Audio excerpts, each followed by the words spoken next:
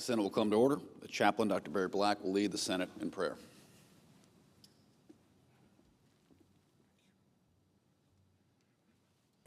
Let us pray. Father in heaven, holy is your name. You brought light out of darkness and order out of chaos. We know that you are able to bring peace, wisdom, and order to our nation and world. Lord, use our lawmakers to accomplish your purposes.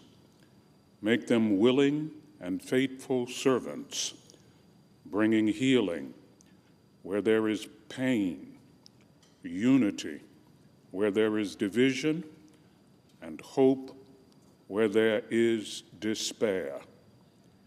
Use every experience in their lives, their joys and sorrows, successes and setbacks, victories and disappointments, to shape their character and bring glory to your name. Surround them with the shield of love and fill their hearts with your perfect peace. And Lord, we thank you for our faithful page class. Bless them in all of their tomorrows. We pray in your merciful name. Amen.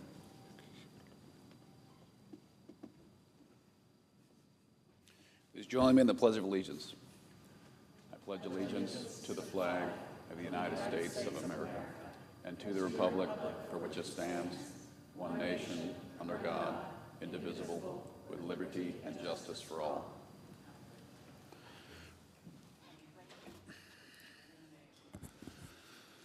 The clerk will read a communication to the Senate. Washington, D.C., August 6, 2026. To the Senate, under the provisions of Rule 1, Paragraph 3 of the Standing Rules of the Senate, I hereby appoint the Honorable Tim Sheehy, a senator from the state of Montana, to perform the duties of the chair. Signed, Chuck Grassley, President pro tempore. Under the previous order, the leadership time is reserved.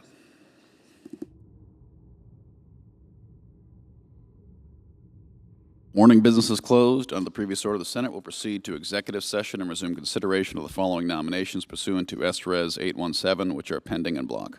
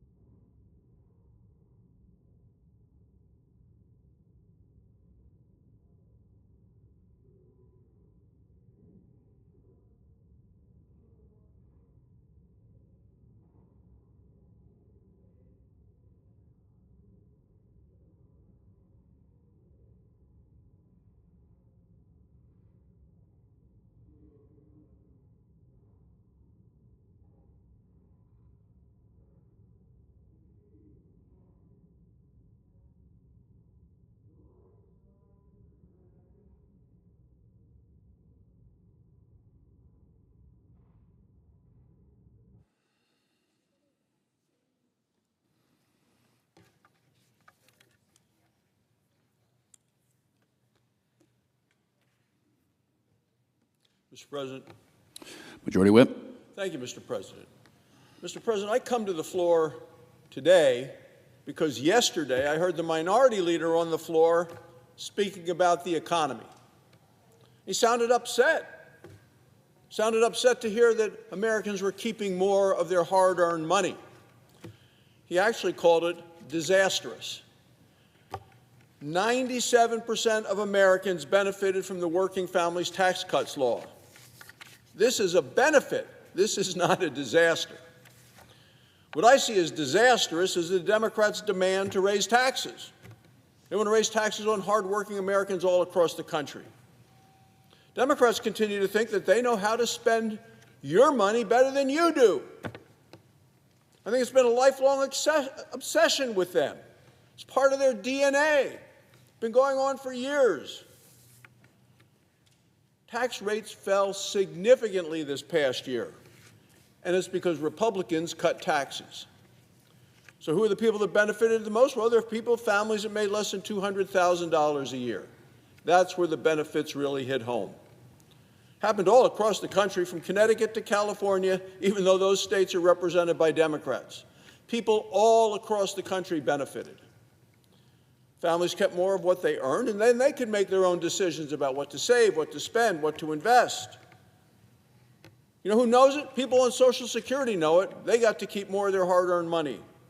People who work overtime know it because of no tax on overtime. People who work for tips know it because their tips weren't taxed. People understood and felt the improvement. One resident of Nevada recently said, "I received the largest tax return in my entire life this year." Why? No tax on tips. Every single Democrat in this chamber voted against these things. They wanted people who earned top tips to pay more in taxes. Democrats wanted people on Social Security to pay more in taxes. Democrats wanted people who work overtime to pay more in taxes. And that's a defining difference, Mr. President. American people clearly understand this. And American people are tired and sick of seeing their money, their taxpayer money, wasted on fraud, abuse, and corruption, and we're seeing those things across the country. People want to keep more of what they earn, and they know they're the best to judge how to spend it. That's what Republicans are fighting for. We're going to continue to fighting for that. That's the direction our country is headed.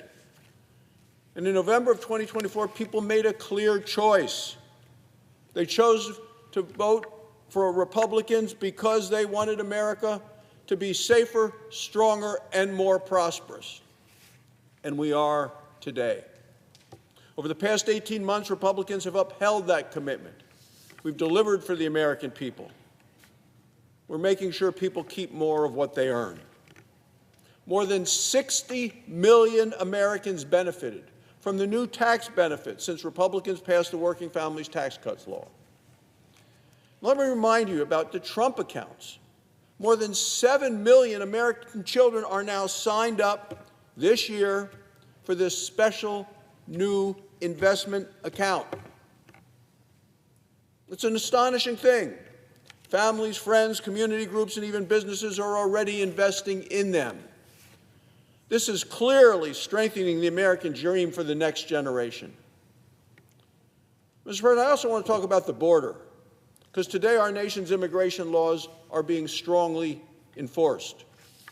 National security begins with border security. Absolutely zero illegal immigrants have been released into our country in over 14 months. Absolutely zero, because Republicans have ended the reckless Joe Biden catch and release program. And what a disaster that was. Hundreds of thousands of illegal immigrant criminals have now been arrested and deported since President Trump took office. And we're seeing the most secure border and the most successful deportation operation in all of American history.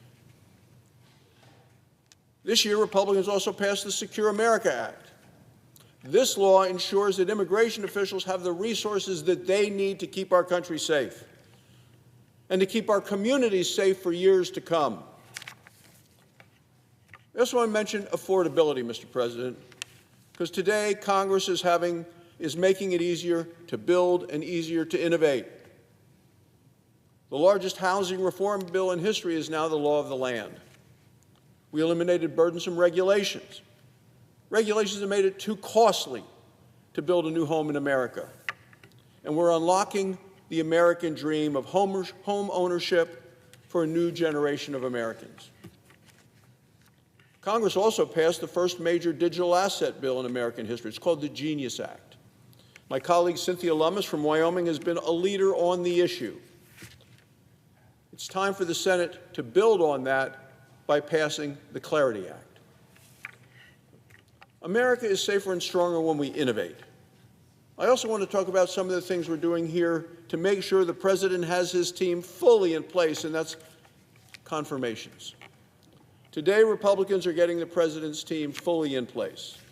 Very soon, we will confirm an additional 74 nominees. Well, this will be clearly 600 people confirmed in the second Trump administration.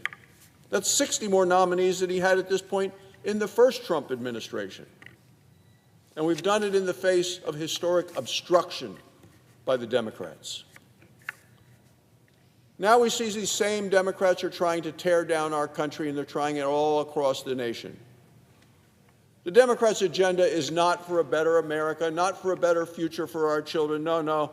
It's not even an agenda. It's a manifesto.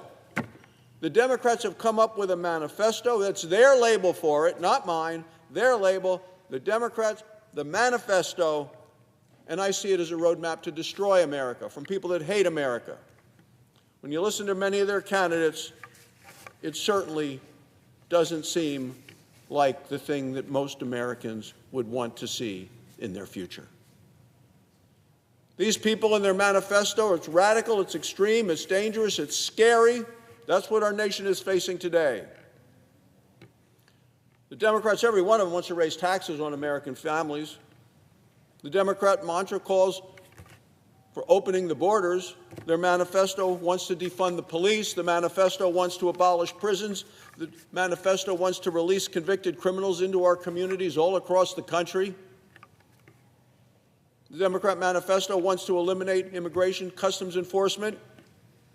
Under the extreme Democrat manifesto, the American people would be forced to pay more, earn less, and be less safe and secure.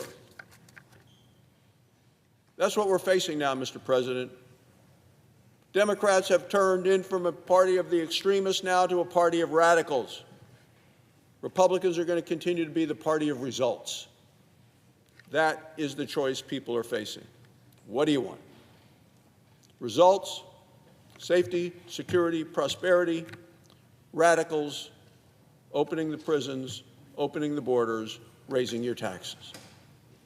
Mr. President, Republicans have worked fiercely to make America safer, stronger, and more prosperous. Republicans are going to continue to fight for freedom, for liberty, and a continuation of American greatness, because that's the future that I believe the American people want and deserve. Thank you, Mr. President. I yield the floor. Suggest the absence of a quorum. Clerk will call the roll. Ms. Elsa Brooks.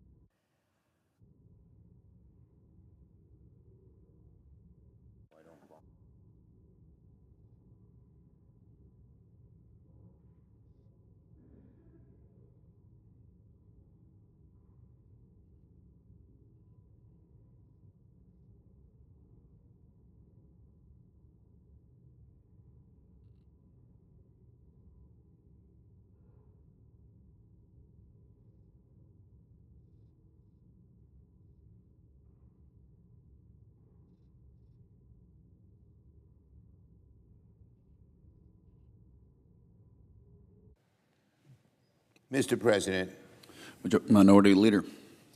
ask unanimous consent the quorum be dispensed with. Without objection. So on the Trump battleships, while American families can't even keep their heads above water, Donald Trump is spending his time building himself a golden fleet of battleships the Navy doesn't want. Just get a load of this headline. Cost of Trump's namesake warships likely to rise by 50% or more. Cost to rise by 50% or more. As the article in the New York Times says, his goal of building a golden fleet of 15 battleships could cost $275 billion. Frankly, when Americans hear this, they have no idea whether they need the battleships. They know the only thing Trump cares about is having his name on things. So the fact that there's a fleet of Trump battleships, cost doesn't mean anything, necessity doesn't mean anything, that people are suffering and need help feeding their families, paying their electric bills, paying the cost of gasoline means nothing to him. Having his name on a bunch of battleships, expensive battleships, is all he cares about. Trump couldn't handle renovating a reflecting pool or building a ballroom. Now he thinks he's ready to design and construct 15 Trump-class, I mean, this guy, he knows no limits, Trump-class battleships that will cost more than $250 billion taxpayer dollars. $250 billion. He's had a lot of vanity projects. They've been very expensive. This is the most costly vanity project yet. The Navy never wanted these ships. The American people never asked for these ships. The only person who wants these golden ships is Donald Trump, so he can slap his name on them. Trump's willingness to drop $275 billion on another vanity project, but not a single penny to lower costs for working Americans, just confounds the imagination. Trump could use the money for these battleships to offset the entire nearly $200 billion cut he made to SNAP. Feeding hungry kids or creating an unnecessary class of battleships to put your name on them, which is more important to America? The answer is a lot different than what Trump thinks. But no, Trump would rather feed his own ego than feed the American people. He'd rather feed his own ego than feed the American people by putting his name on $275 billion 15 battleship outlay. The ballroom, the reflecting pool, the arch, and now the battleships. These are the reasons why more than 7 in 10 Americans think Trump is not focusing on the top issues facing the country. Donald, the American people don't need a fleet of golden Trump-class battleships right now. They need a life raft. On mortgage rates, as Trump focuses on his exorbitant vanity projects, Americans can tell what he's ignoring, lowering their costs. As if Americans weren't struggling enough already, they just saw mortgage rates hit their highest level in a year because of Trump's disastrous war and failed economic agenda. Trump has turned the American dream of owning a home into a pipe dream. Let's not forget when Trump called our bipartisan bill to lower housing costs a joke and refused to sign it. He was belittling the need for housing. The president acts like he's allergic to helping Americans. What does Trump have to say to the millions of families just trying to make it through the week as they drown in higher gas prices and grocery bills? Trump said yesterday that Americans are living, quote, in the greatest economy we've ever had by far. Those were his words in Nevada yesterday. In practically the same breath, Trump said we may have to send oil prices up. The president's lost any grip on reality. He's so in his own world of creating monuments to himself that he's forgetting the American people all the time. It's not just he doesn't think of them enough, he hardly thinks of them at all. The greatest economy we've ever had? Tell that to the family that's deciding between filling up their tank and filling up their fridge. Tell that to the veteran I met who said that he sometimes has to choose between feeding his child and feeding his service dog. Whatever fantasy world Trump is living in sounds a whole lot nicer than the economic hardship Americans are struggling with right now. Trump's playbook has only one page: deny reality until the bill comes due, and then send it to you, America. And finally, on nominations. Trump's main priority is his pointless vanity projects. But he has another: packing our government to the rafters with far-right-wing extremists. Senate Republicans are ramming through a nominations package that'll put a grab bag of charlatans and MAGA foot soldiers into the highest positions of power. The Senate GOP knows how absurd some of these nominees are, which is why they're trying to flood the zone and push them through with a single vote. They couldn't withstand sunlight. They couldn't withstand spotlight. They couldn't withstand the scrutiny that individual nominations process would have done to them. All these nominees will have different jobs, but they share the same qualification: absolute loyalty to Donald Trump, no matter how ridiculous his policies are. The American people expect more from their government than just blind loyalty to Donald Trump. I yield the floor and note the absence of a quorum. Clerk will call the roll. Ms. Alston-Brooks.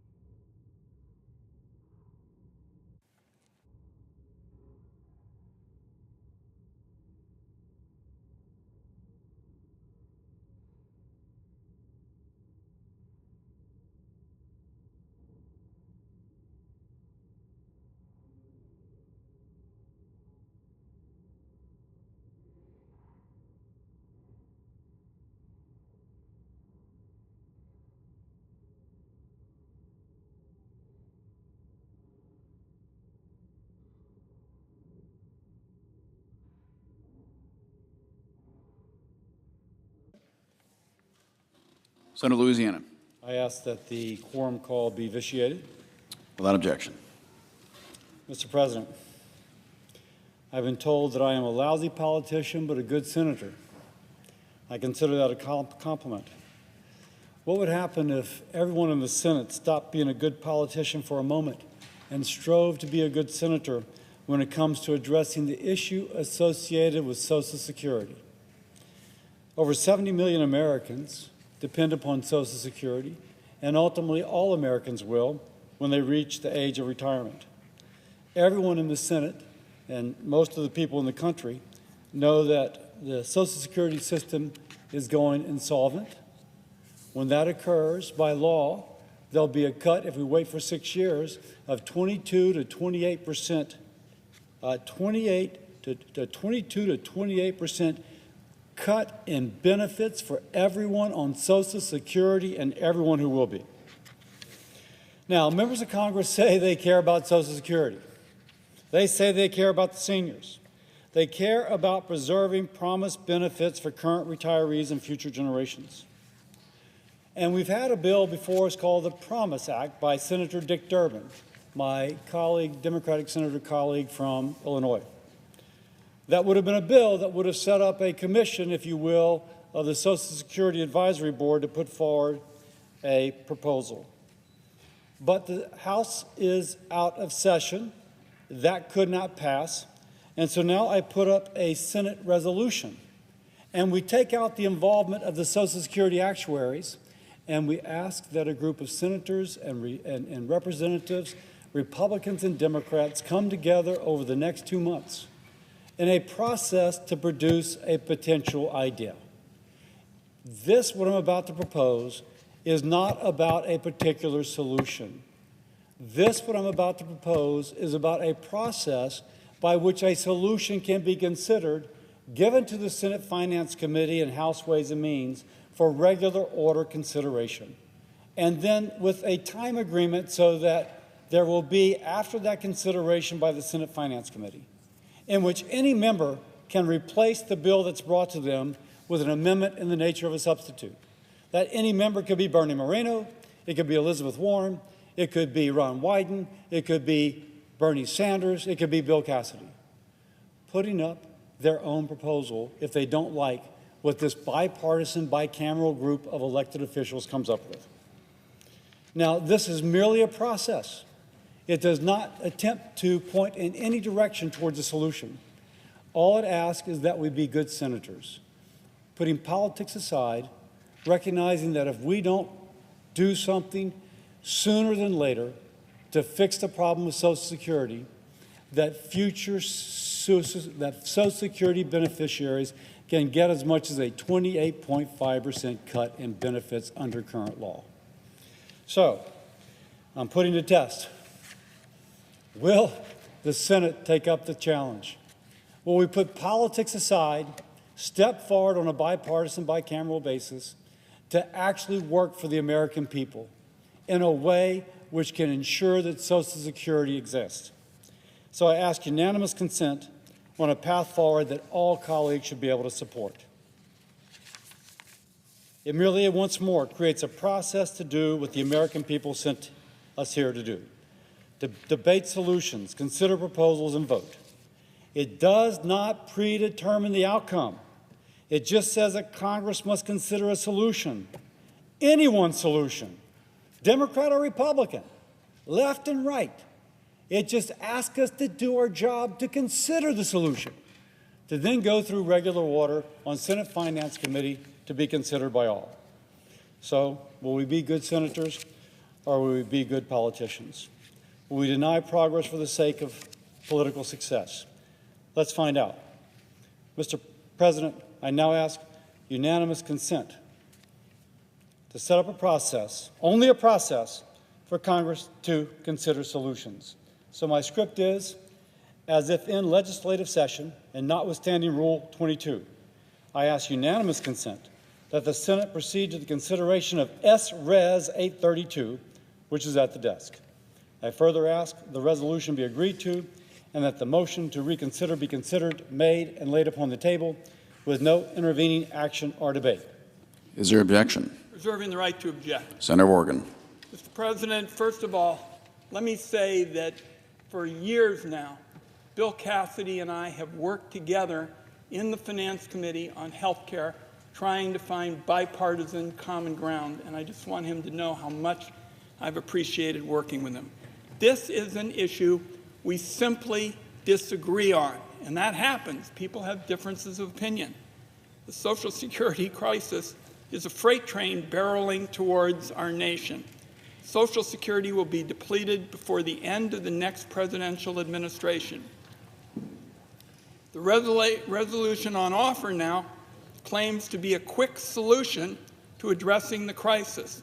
Instead, the resolution creates a fast track for Republicans to carry out a long-sought goal of slashing Social Security benefits for retirees and helping billionaires avoid paying their fair share.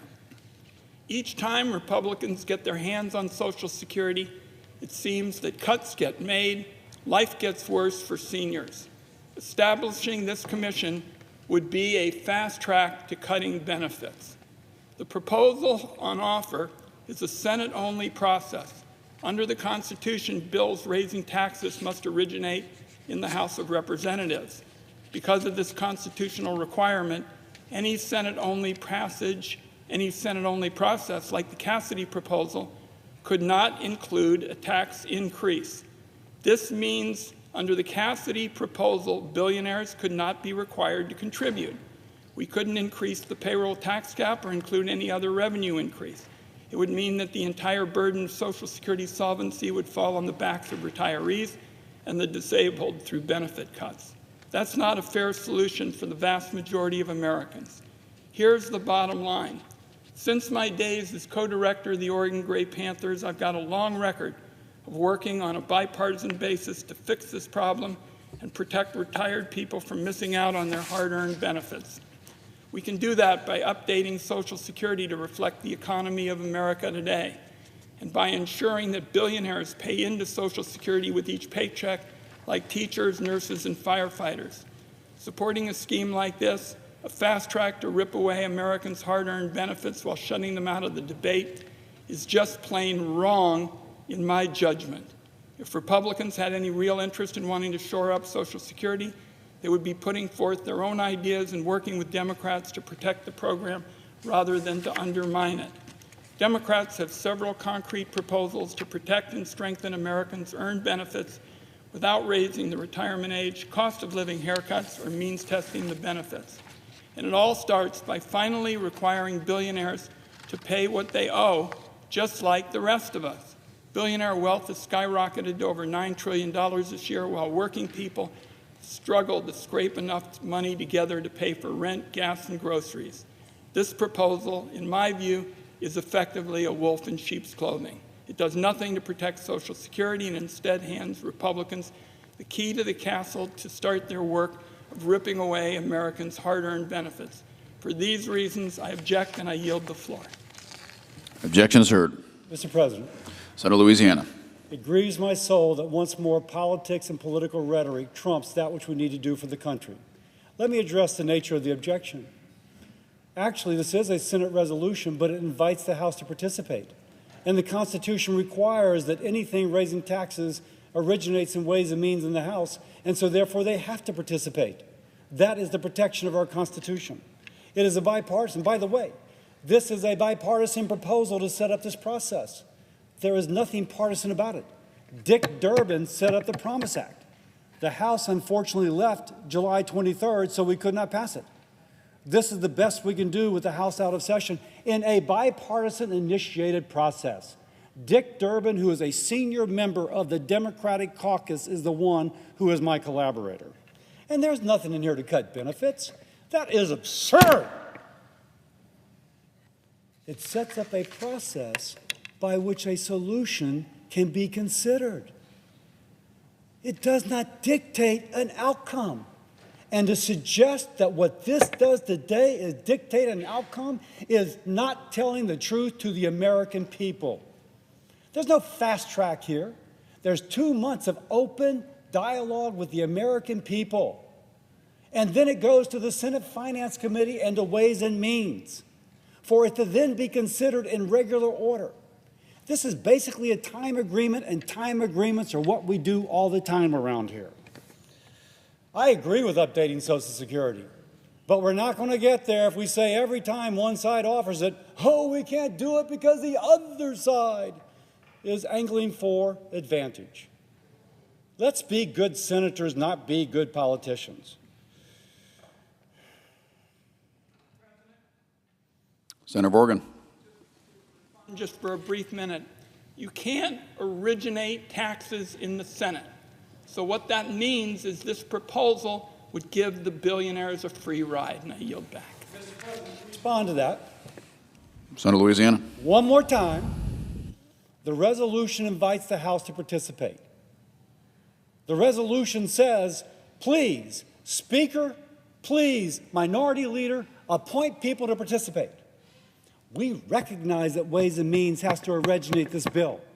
I wish we could have passed the Promise Act, but there's objections to passing the Promise Act. which would have had to have been passed by the House as well. So in this, working as well as we can, knowing that Social Security is getting worse and worse by the day, we invite them to participate with the understanding that they could put in whatever they want. The argument of my colleague from Oregon is that we somehow have a solution baked in. That is not true. This is only a process bill. And if the House wants to advance a bill which taxes billionaires, by golly, they can do it. They can do it under this bill.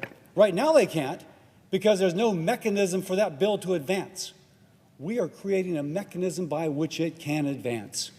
And so if you want to tax the billionaires, we create the opportunity. If you want to do nothing, you vote against this bill. And I got limited time left, and I don't feel like sitting back and being a good politician when I should be a good senator. Working to fix Social Security because every day it gets worse, and every day the law-required cut in benefits to beneficiaries increases. It doesn't get better by waiting 2 years. It gets worse. And opposing this resolution is basically turning a blind eye to that deterioration. With that, Mr. President, I yield. Mr. President. Senator Hampshire. Thank you, Mr. President, and I want to thank Senator Cassidy and Senator Wyden for the colloquy we just heard, because we do need to tackle a number of challenges in the Social Security system. The most important job of government is, of course, to keep people safe, and increasingly, some of the most constant threats that Americans face are scams and identity theft. There has been a sharp rise in identity theft and online scams, including the theft of Social Security numbers. Identity theft is more than an annoyance. It can cost people their savings, jeopardize their credit, and more. This is a danger that we need to take seriously. Just as we stopped highwaymen from menacing people on our streets, we similarly must stop the outlaws of the digital age from preying on our people. Unfortunately, even as criminals steal Social Security numbers, their victims, ordinary Americans, feel as if they have no one to turn to for help. It's not as simple as finding a police officer on the corner to retrieve a stolen wallet or purse. Criminals have modernized their methods, so the United States government must modernize its response too. That's why I've introduced a bipartisan bill with Senator Grassley. Our bill would streamline the process for victims of identity theft to get help when their Social Security number is stolen, giving Americans a single point of contact at the Social Security Administration so that they can get the help that they need. When someone's Social Security number is stolen, when they are at risk of losing their hard-earned Social Security benefits, they deserve better than have to navigate a never-ending maze of hold times and transfers as they try to find someone within the government who can help.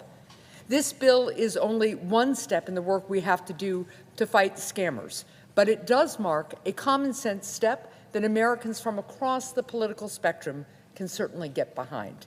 This legislation will help keep more Americans safe, combat fraud and abuse, and makes our government work better for the American people. Families are already struggling enough right now with high costs. They deserve to be able to keep the money and benefits that they have earned without being threatened by online criminals. And when they are threatened, they should have access to a straightforward and prompt process to get help. Now, the House has already passed this bill on a strong bipartisan basis, so I hope that we can send this legislation to the President today. Therefore, as if in legislative session and notwithstanding Rule 22, I ask unanimous consent that the Committee on Finance be discharged from further consideration of H.R. 5345 and the Senate proceed to its immediate consideration, that the bill be considered read a third time and passed, and that the motions to reconsider be considered made and laid upon the table.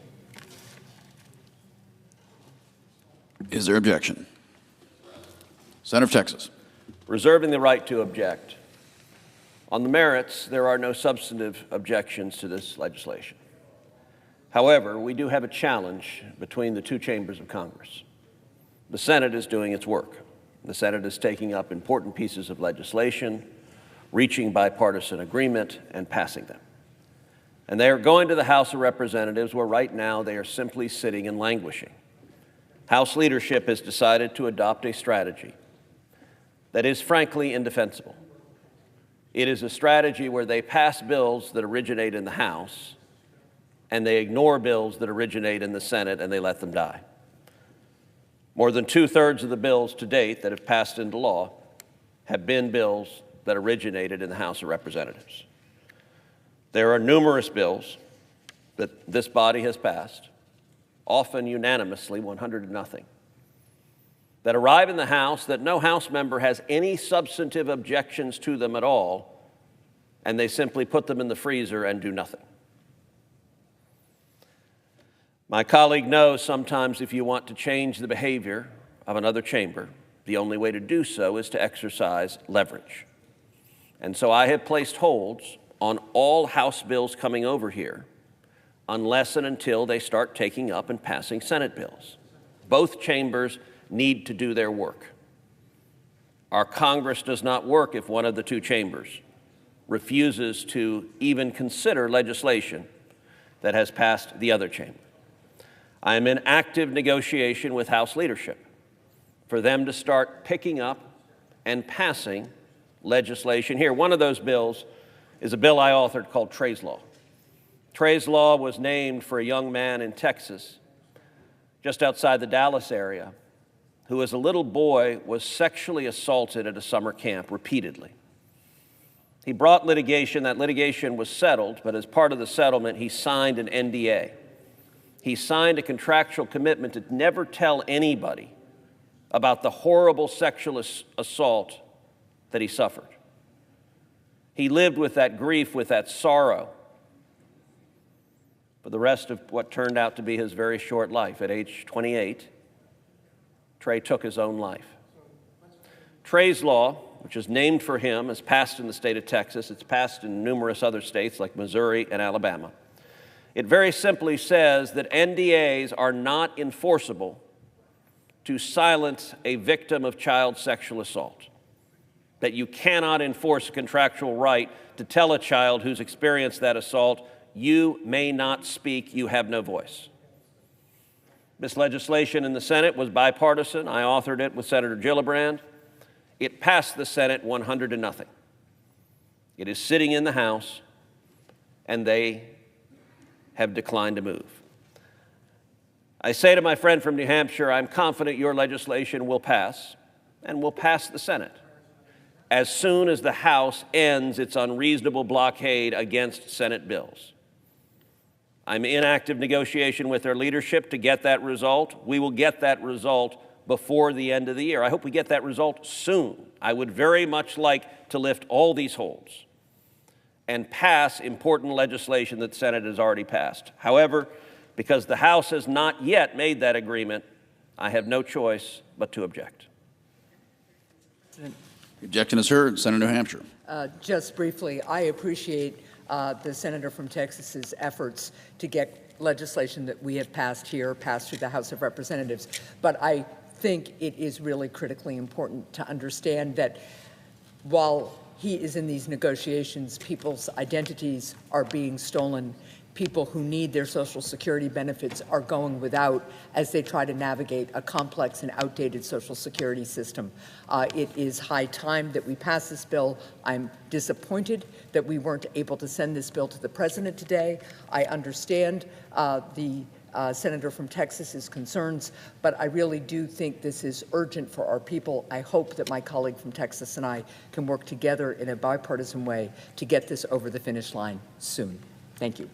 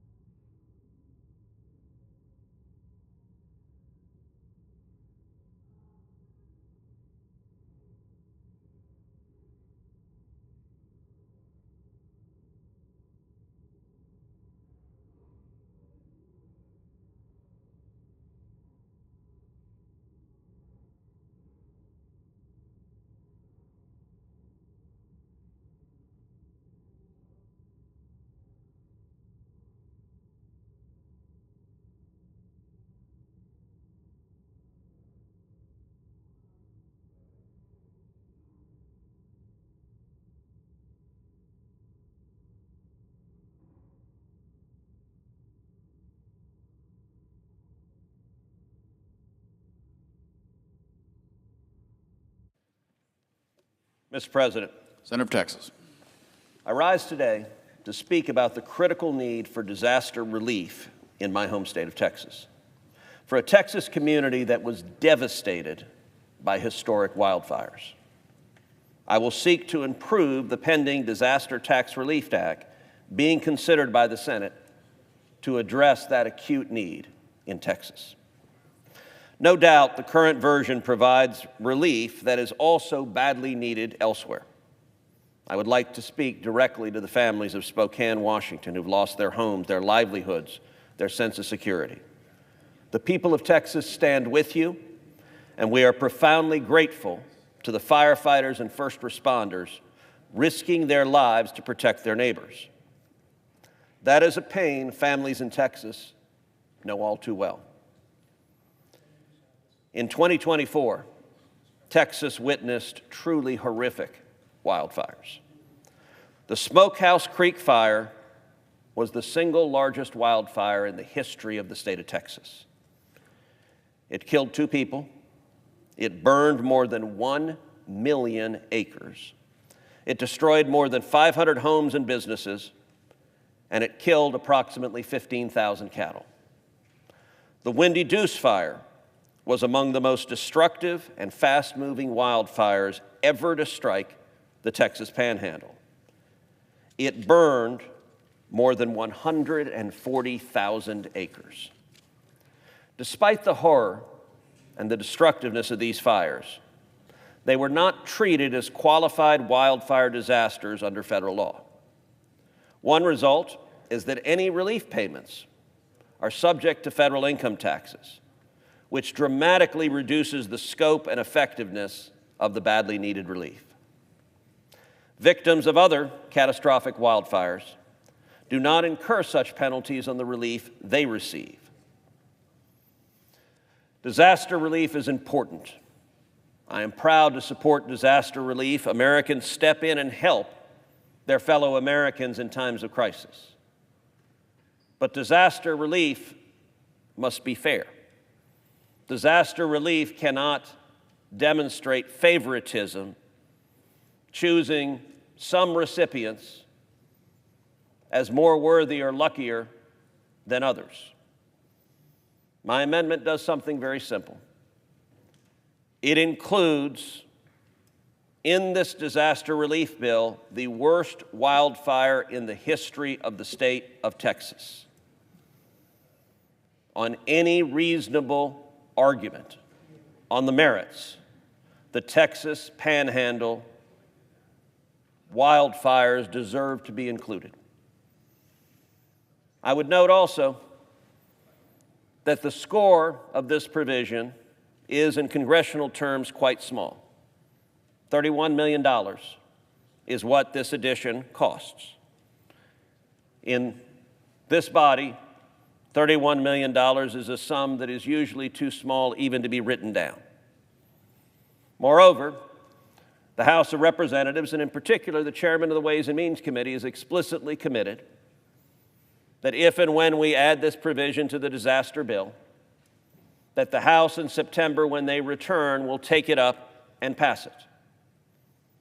So this is the path, number one, to passing this disaster bill, which I very much want to do, but number two, to doing so in a way that does not unfairly leave out the Texans, the victims of the largest wildfire in the history of Texas. We've got to do both. And so I will now propound a unanimous consent request to take up and pass my amendment to the Doug LaMalfa Federal Disaster Relief Tax Act to designate the Smokehouse Creek fire and the Windy Deuce fire as qualified wildfire disasters, ensuring that relief payments to those affected receive the same federal tax treatment as victims of other qualifying wildfires. I urge my colleagues to pass this common sense amendment today so that Texans receive the same treatment as other victims of wildfires. And I would note that if my colleagues choose not to accept the amendment, the alternative is going to be that nothing passes. That's not an alternative that is good for anybody. And so my hope is that common sense will prevail. Mr. President, As if in legislative session, and notwithstanding Rule 22, I ask unanimous consent that the Finance Committee be discharged from further consideration of H.R. 5366 and the Senate proceed to its immediate consideration. I further ask that the Cruz amendment at the desk be considered and agreed to. The bill as amended be considered read a third time and passed, and that the motions to reconsider be considered made and laid upon the table. Is there objection? Reserving the right to object. Senator Organ. Mr. President, earlier this week, my home state set a new devastating record. Over 2 million acres in Oregon have burned in wildfires across our state this summer. That's the most in recorded history, with 2 more months of fire season to go. Thousands of Oregonians have been under evacuation orders or are preparing to be. Our whole state is blanketed in thick smoke, making for some of the worst air quality in the world. Many have lost their homes, their livestock, their businesses, and livelihoods. When you lose your home in a wildfire, the last thing you should be worried about is being hit by a massive tax bill. The bipartisan disaster relief bill being considered on the floor today would give the people of my state affected by these blazes some peace of mind. It would lift a massive tax burden and deliver financial relief to every American impacted by a federally declared natural disaster. It's going to get rid of a totally unfair tax on settlement payments and ensure disaster victims can deduct losses after disasters. This is an issue the Republicans created under Donald Trump in 2017. But Senator Cruz's amendment would derail a bipartisan proposal entirely. His amendment threatens the lifeline assistance in this bill for Americans that lose their home during a natural disaster. The senator from Texas has repeatedly opposed funding for federally declared disasters like Hurricane Sandy. Now, he comes to the floor to hold a bill hostage in order to send money to his state for his own priorities, while Donald Trump holds up disaster funding for Oregon wildfire victims. The House has already passed this bill that was negotiated on a bipartisan basis. Now, the Senate must do its job, and that's why I'm offering up this version of legislation that has already passed through the House. So, Mr. President, therefore I ask the senator to modify his request so that the Finance Committee be discharged from further consideration of H.R. 5366 and the Senate proceed to its immediate consideration.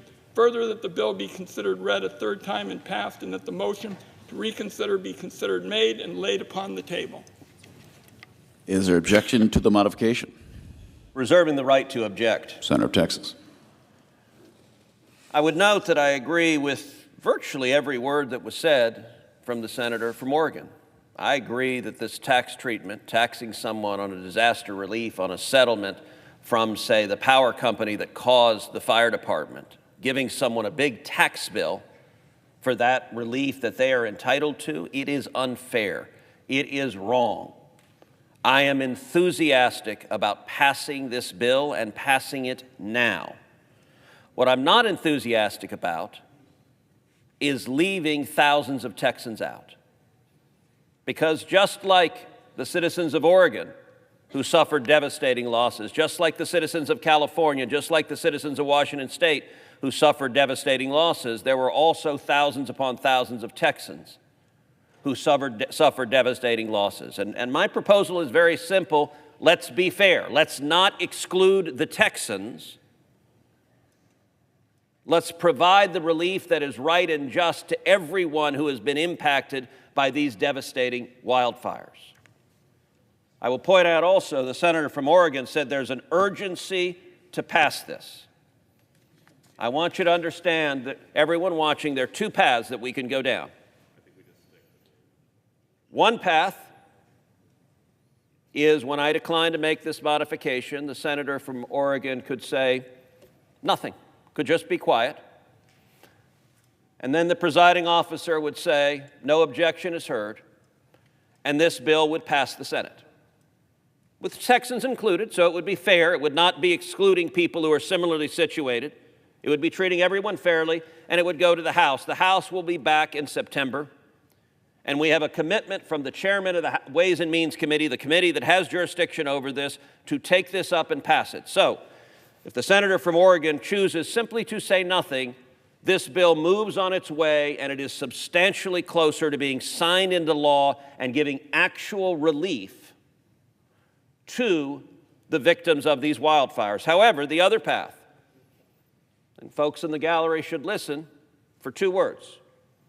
The senator from Oregon says, "I object." What will happen is the bill dies. It doesn't pass. The victims in Texas get no relief. The victims in Oregon get no relief. The victims in California get no relief. The victims in Washington State get no relief. I don't understand why that's a good outcome. I think that's a terrible outcome. But the senator from Oregon has complete control over which of those 2 paths we go down. I will not modify my request. Objection to the modification is heard. Is there objection to the original request? Senator of California. Mr. President, colleagues, this disaster tax bill, includes important bipartisan legislation that I introduced with Senators Lummis, Wyden, and Sheehy to extend a critical tax provision for disaster survivors that we enacted into law last Congress. 2 years ago, my Protect Innocent Victims of Taxation After Fire Act made an important update to our tax code. It made sure that individuals, families, and entire communities who suffered from utility-caused wildfires received the full compensation that they were awarded in court to rebuild their lives. But unfortunately, every year, more devastating disasters take place. And so Congress must extend the same important financial protection to survivors of more recent wildfires. That's what the House-passed version of the bill would do. Now, to be clear, disaster settlement funds are not income. They're not a financial windfall. They're certainly not winning the lottery. What they are is compensation, partial compensation in most cases for what's been lost. They're meant to give survivors an opportunity to begin to rebuild not just their homes, but their lives. And this bill is not just for my constituents in California that have been impacted by the Eaton and Palisades fire a year and a half ago. It's also for those victims in Oregon and Hawaii and other communities across the country that have experienced similar disasters. Now, our bill would ensure that all recent wildfire victims throughout the country have access to the full value of their settlement without any unfair tax burden.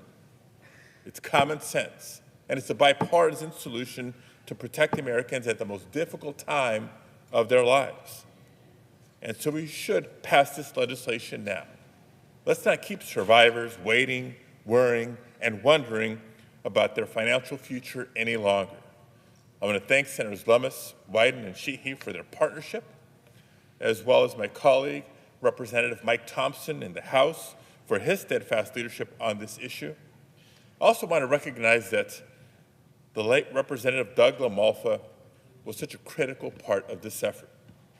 The House fittingly named this bill in his honor because it reflects the tireless leadership he brought to these issues impacting disaster-stricken communities throughout his career. He and I first served together in the California State Senate, and then again here, him in the House, me in the Senate. I would urge all of our colleagues to support the House-passed version of the measure and allow survivors to begin to rebuild their lives without unnecessary fear or delay. Thank you, Mr. President. Is there objection to the original request? I object to the Cruz request, and I want to take note of the floor right now because our proposal has bipartisan support on the floor this morning. In other words, we're talking about who's been trying to bring people together and the like. Our proposal on this floor, the senator from Florida, the senator from California, the senator from Oregon, a bipartisan proposal. The senator from Texas is not on the floor. with bipartisan support. I hope that he'll work with us over the course of the morning to get this worked out, and that's why I object to the Cruz proposal, and I object again.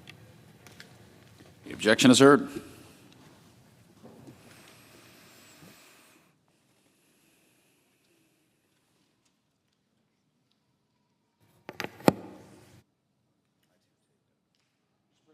Senator Florida.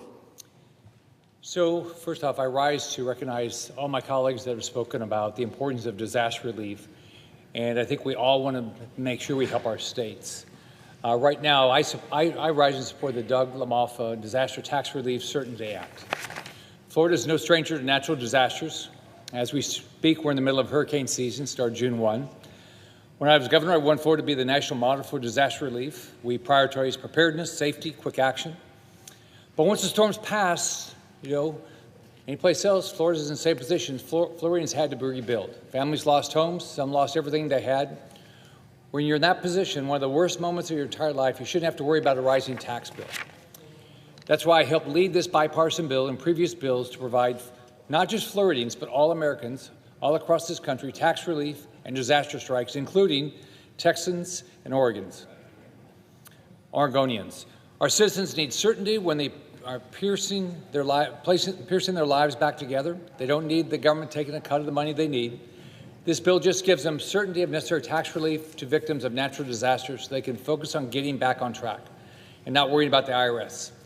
This bill is very critical to my state. It's also more about hurricanes. This bill is not just about hurricanes. This bill helps families affected by all natural disasters. It includes wildfires, tornadoes, earthquakes, any other scenario that can be declared a federal disaster. It's good for the entire country. It's a bipartisan bill, and it's a tribute to Doug LaMalfa, who passed away earlier this year.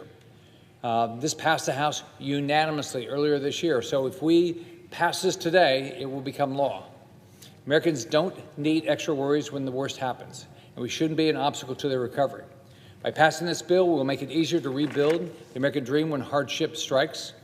I'm not going to give up. I look forward to continuing to work with my colleagues, including with my friend from Texas, to get this bill across the finish line for every Floridian and every American. And I recognize the issue he's dealing with, and I look forward to working with him to try to solve the issue that Texans are looking at right now. With that, Mr. President, I yield back.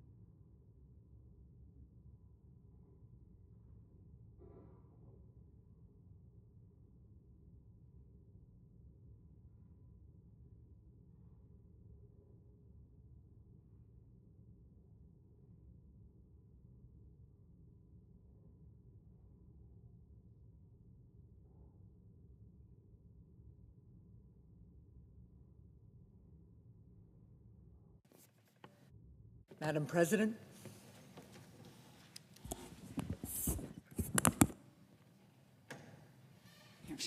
Senator from New Hampshire.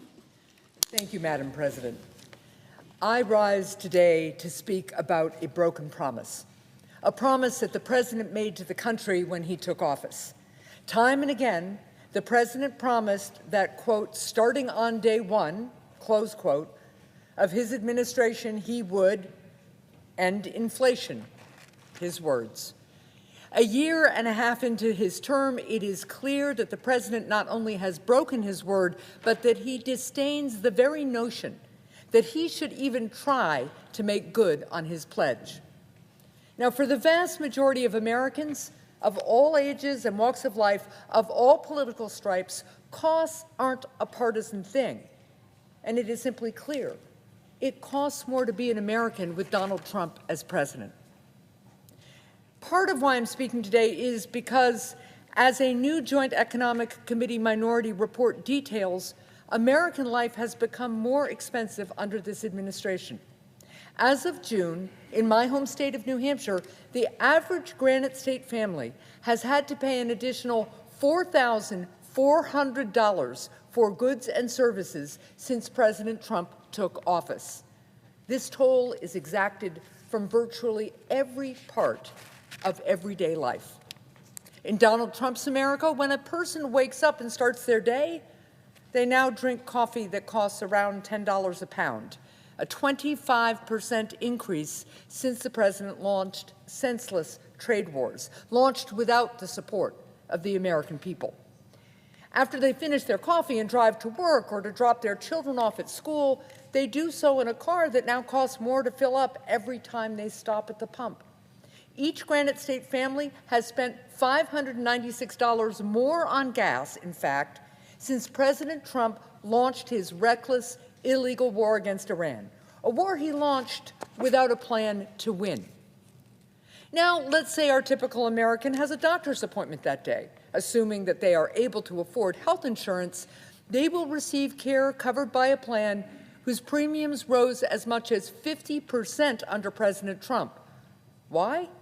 Because the president let Affordable Care Act insurance premiums surge. And at the end of the day, the average Granite Stater returns to a house or apartment that is also more expensive, as families in our state have so far spent $1,108 more on rent or mortgage payments since President Trump started his term, all because the president refuses to address our country's housing crisis.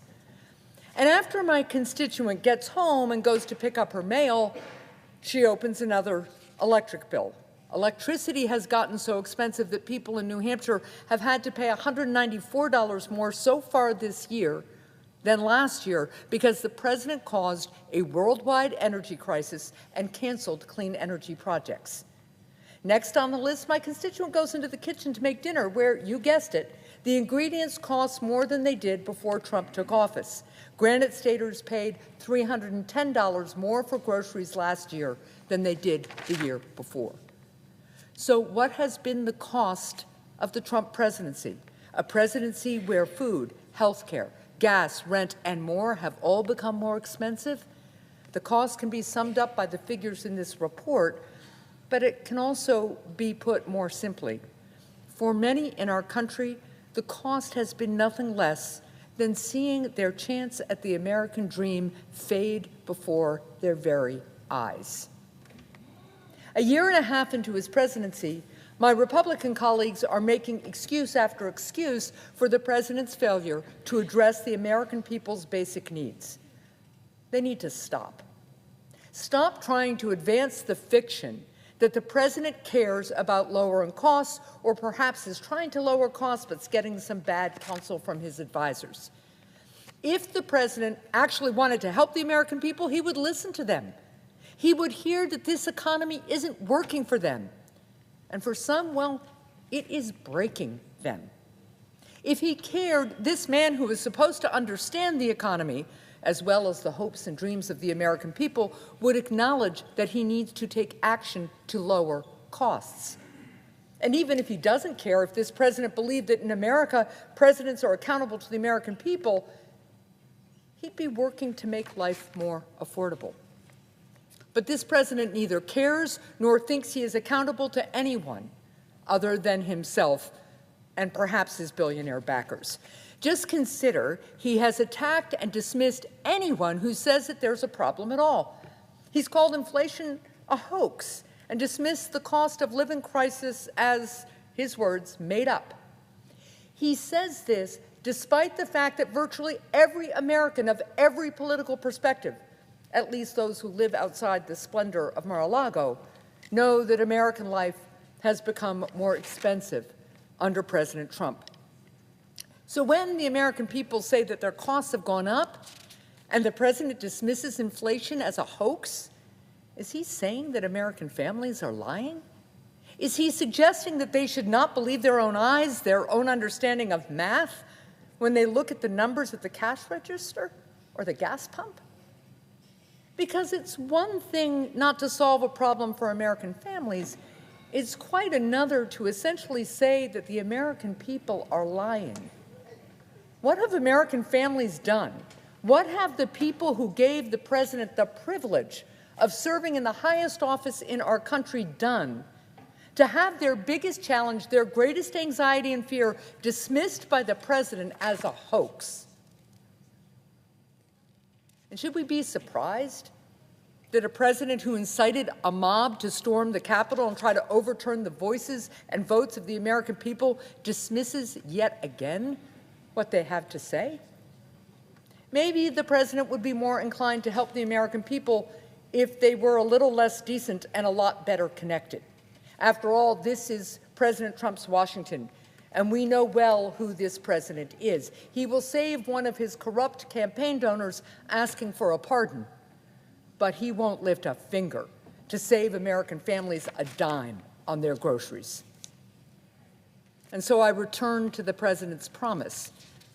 When he sought our country's highest office yet again, Donald Trump told the American people to put aside his corruption, his self-dealing, his poor character, his willingness to fan the flames of division and extremism, to forget the way he disrespects our veterans. He wanted us to even forget the attack on this chamber, to forget the scars of the Capitol police officers, forget all of this and more, because he said he would bring down costs.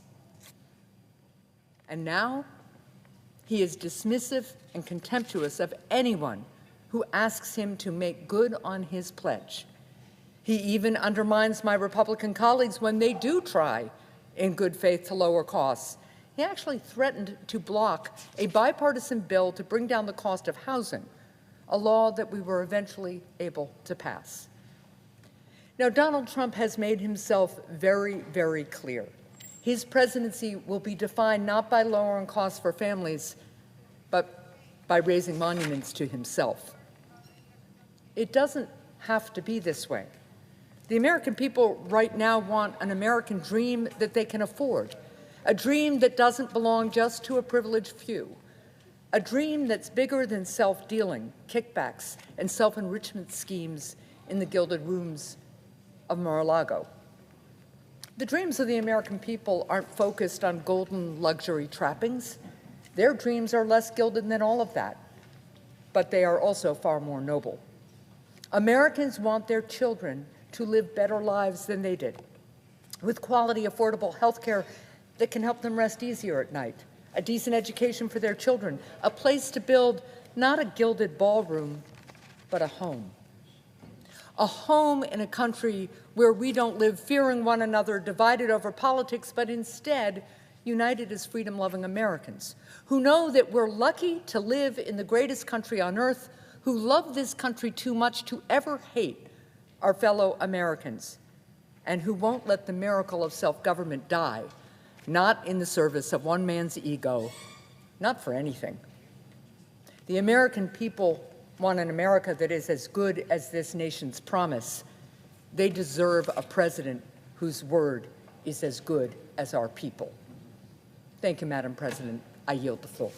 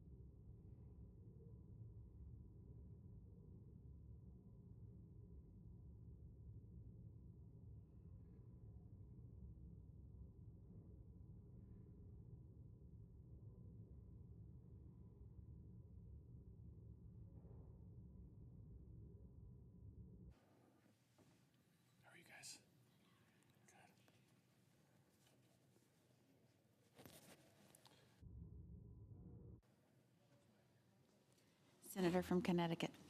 Thank you, Madam President. Colleagues, the Trump administration has us stuck in a humiliating quagmire, a total deadlock in Iran. We are wasting billions of taxpayer dollars dropping bombs and firing missiles at Iran. Iran responds with escalation. They keep the strait closed. They attack our bases. They attack our allies in the region. The war just expands and expands and expands.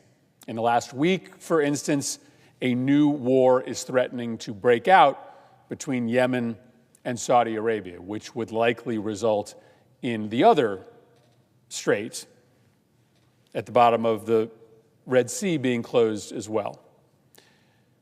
Trump personally pays no price for this stalemate. His corruption schemes, his cryptocurrency, his insider trading, the contracts to his sons, all of that has practically tripled his net worth in just 18 short months in office. No, the price of this war is being plainly paid, first and foremost, by our soldiers, who are being put in harm's way for a war that is making America weaker every day. They're getting killed. They're sustaining life-altering injuries. Many of our soldiers and sailors and airmen have been in the region far past their scheduled deployment. They haven't seen their families in years. And of course, American consumers are paying the price as well. Here's the most relevant chart. This is familiar to you. This is what gas prices were doing until the war. They are creeping back well above $4 a gallon right now. That is not affordable for regular Americans, especially Americans who have to travel great distances for work, especially small business owners who rely on reasonable gas prices in order to be able to make their bills work. Diesel prices are through the roof as well. Fertilizer prices are through the roof as well, all because of this war. No other reason, the war. The prices are this high because of the war. It's farmers, it's small business owners, it's the American public who are paying the price, not Donald Trump. And so that's why the war is just wildly unpopular. Like, except for Trump's sort of hardline supporters, the folks who just don't believe he can ever do anything wrong, nobody wants this war.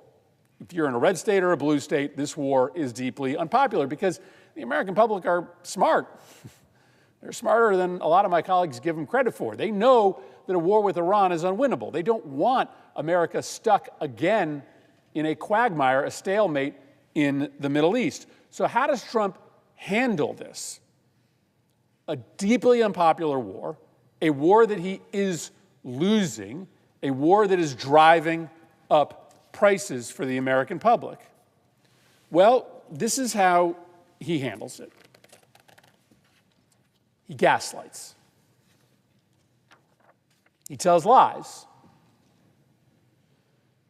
And the essential gaslight is that the war is about to end. Don't worry. Yes, it appears that there is no end. It appears that you're going to have to continue to pay these prices forever. It appears that America has no end game, but don't worry, the war is about to end. And so I just want to go through this pattern for you because it is really important to talk about the fact that the White House is just not being straight with the American public about what's going on in this war. Over and over again, the president declares that the war is about to be over. He's not telling the truth. He normally declares that the war is about to be over on Sunday night or Monday morning, right before the markets open. But now that we are 6 months into this war, we can see the pattern. Let me go through it with you quickly. On March 23rd, Trump announces a deal.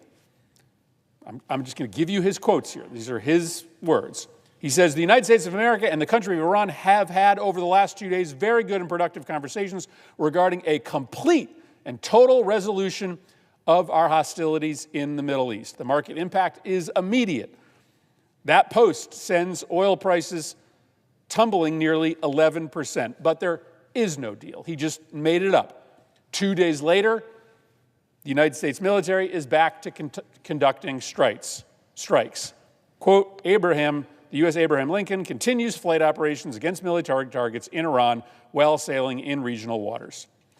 On March 30th, Trump announces another deal. This is Monday morning, right before the markets open. He says the United States of America is in serious discussions with a new and more reasonable regime to end our military operations in Iran. Great progress has been made. 1 week later, there's no deal. The opposite.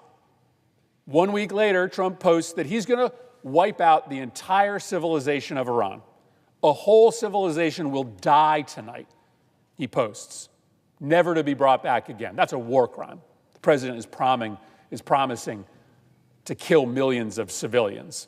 He tries to dial it back.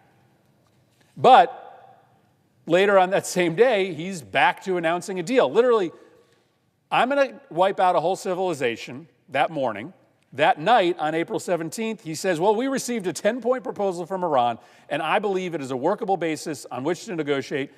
A 2-week period will allow the agreement to be finalized and consummated. 5 days later, there's no deal. Trump announces a resumption of the war with Iran.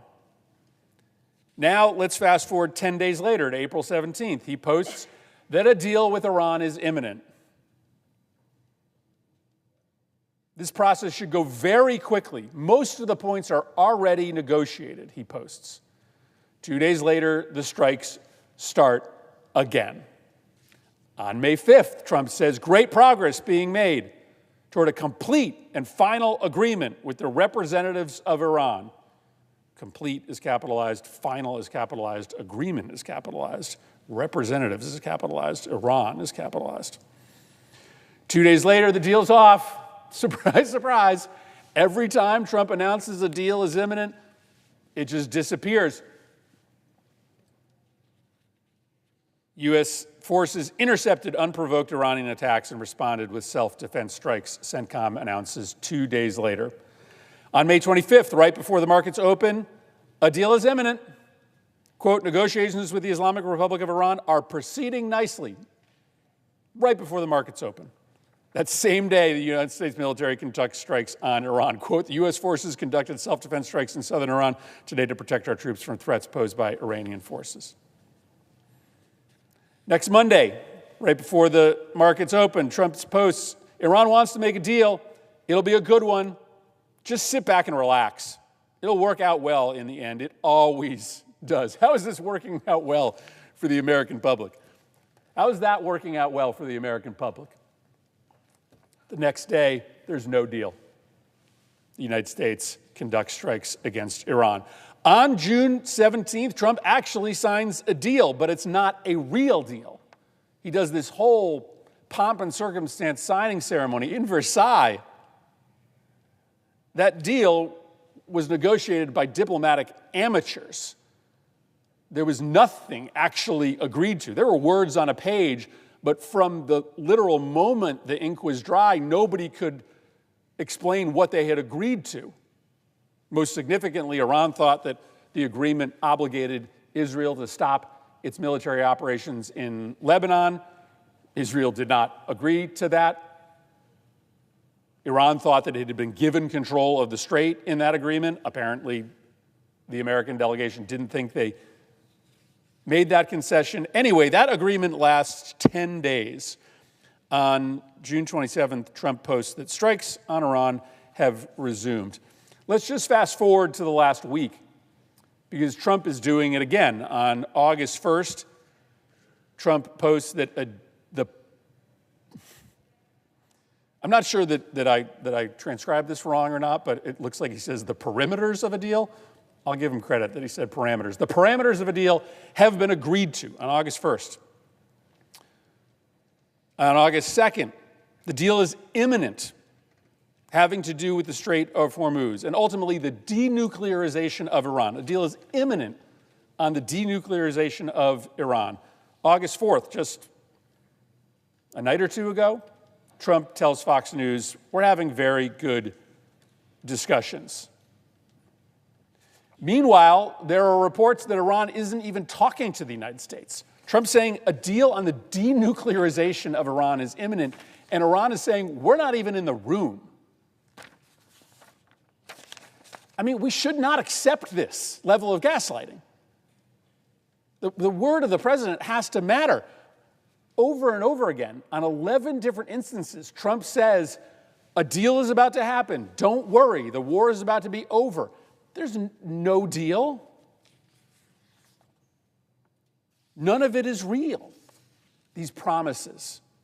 I wish it were real. I want to be clear about that. I want the war to end. I would basically support any agreement at this point to end this war. I was glad that the president got a ceasefire, but I could tell by the terms it wasn't going to last. It wasn't a real agreement. But at this point, many of us are willing to support almost any agreement. It'll be a humiliating agreement. It will be one in which Iran will essentially declare victory. But this war is a disaster. America is losing. Consumers can't afford to pay these prices. Businesses are going under. We had a record of farm bankruptcies in the last year. We look like a laughingstock. And we're running out of munitions. We don't have what we need to protect ourselves anymore. Reports are that we've gone through half of our Tomahawks. Our allies in the region have fired 70 to 80% of their Patriot missiles. This is a crisis. It has to end. But maybe there's an explanation for why Trump continues to do this gaslighting, particularly right before the markets open. Trump announced, now a week or so ago, that if you pay him $100,000 a month, he will give you advance notice of American foreign policy decisions. I don't understand why that is acceptable to anybody in this chamber. If you pay Donald Trump $100,000, he will give you advance notice of America's foreign policy decisions. If we are about to sign a peace treaty and you give him $100,000 a month, he will give you advance notice of that. If strikes are going to resume against Iran, if you pay him $100,000 a month, he will give you advance notice of that. That is a subscription service for insider trading. And it is unquestionably lucrative. On August 1st, Trump posts that a deal is imminent. Remember, people still take him seriously. Not everybody knows about this history of gaslighting. On August 1st, Trump says a deal is imminent, and the market impact is immediate. Oil prices fall by 5% right as the markets open. The next day, right before the markets open, Trump says again, the deal is imminent. Another 5% drop. And so you see how his statements move the market. And you can see how if you get advance notice of those statements, even by a few seconds, you can capitalize on that market movement. If you know that if Trump says a deal is imminent and the markets are going to move 5%, and you pay $100,000 to Donald Trump to get that information early, you can make a boatload of money. And so maybe the war continues because Trump has found a way to monetize the war in a disgustingly corrupt way. I get that at some point we become immune to all of this. But can any of my Republican colleagues defend the president selling announcements from the White House for $100,000 a month in the middle of a war? Is any Republican senator willing to come down to this floor and defend the President of the United States setting up a subscription service for public policy announcements from the White House so as to advantage certain players in the marketplace who are willing to pay that amount of money? Of course not. And if you know in your heart that it is corrupt, that it is wrong, then you should say something about it. Because the war might be continuing, not just because of incompetence, but because the president has found a way to make money. More people are going to pay him $100,000 for these announcements in the middle of a war. Frankly, people would be willing to pay it absent a war, but he'll make more money during a war because his announcements clearly move the market in the middle of a very complicated conflict where the decisions of the United States government immediately change oil markets. The reason that this war is dragging on endlessly, it does matter. And my colleagues should care about Trump's insider trading subscription scheme.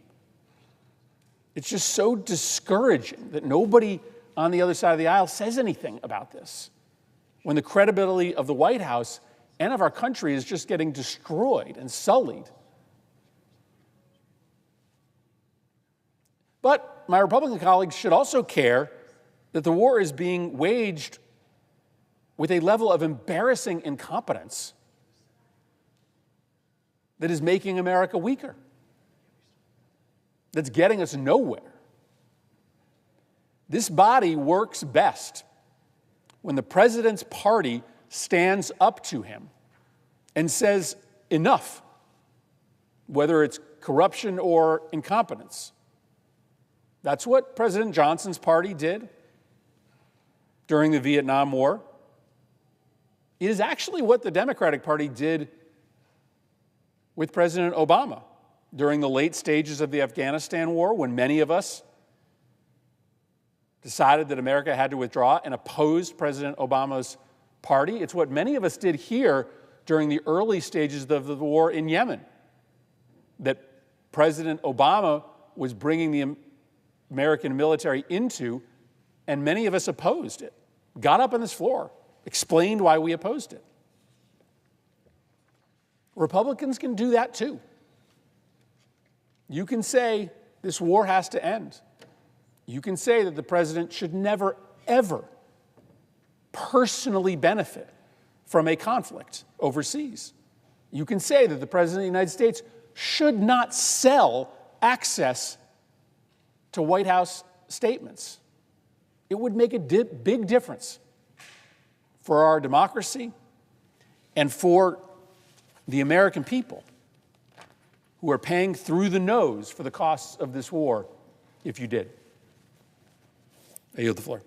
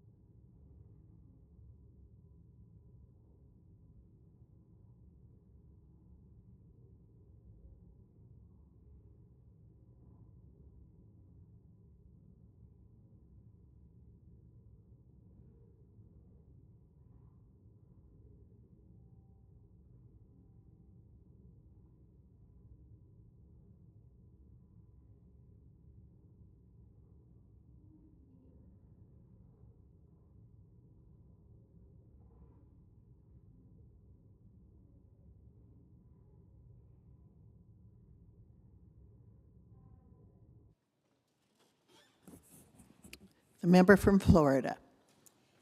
Thank you, Madam President. Today, I have the honor of rising in recognition of a true Florida hero. And I know we hear a lot these days about entire political parties adopting platforms that want to defund and abolish the police. In Florida, we do it a different way, an entirely different way. In fact, we watch what other crazy places are doing, and we just do the opposite, and it's worked out pretty well. One of my favorite parts of my job as a U.S. Senator now, having been the Florida Attorney General working with law enforcement for many, many years, is to spotlight Florida's brave law enforcement heroes when they do something uniquely heroic that shows why a free society operating under a rule of law has to have brave men and women to answer a call and stand on a line to bravely serve us. And today, it's an honor to recognize Lee County Sheriff's Office Deputy Raymond Telez Ferial with a Florida's Finest Award. Earlier this year, Deputy Telez Ferial saved the lives of 3 young girls. Many people know Florida is a peninsula. We are surrounded by the ocean.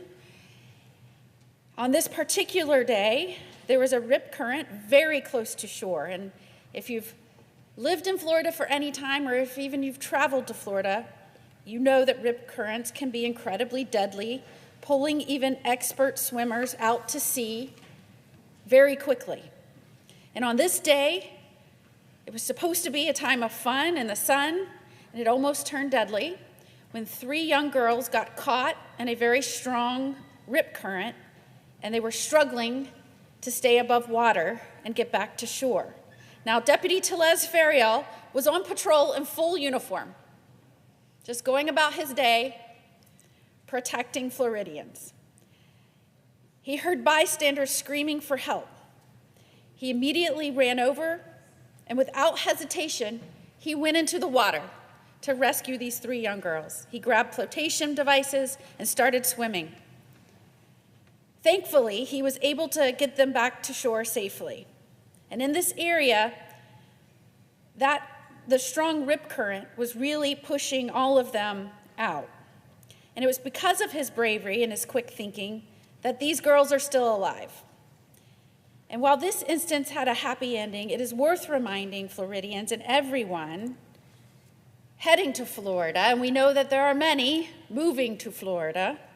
Doesn't matter where I go in the nation, someone I talk to just had a family member move to my home state and is one of my new constituents. But it's always important to remind everyone that lives in Florida or visits our state's beaches of the hidden dangers of rip currents. There have already been 8 confirmed deaths due to rip currents since the start of this year in Florida. So we always advise folks to swim with a partner, consider swimming when there's a lifeguard on duty, and identify and know what each beach warning flag means. But today is about recognizing Deputy Telez Ferial, recognizing that he was there that day because he was serving his community as a guardian, someone that signed up to put his safety behind the safety of others. And I, for one, I'm incredibly honored, incredibly thankful there are people like Deputy Telez Ferial and others who answer the call so bravely to serve others as their profession. Law enforcement officers do so much every day to keep us safe, and it's always such a joy to highlight those who show exceptional bravery and save lives. So, Madam President, I thank you very much for the time that we were able to recognize one of Florida's finest, Lee County Sheriff's Office Deputy Raymond Telez Ferial. I yield back.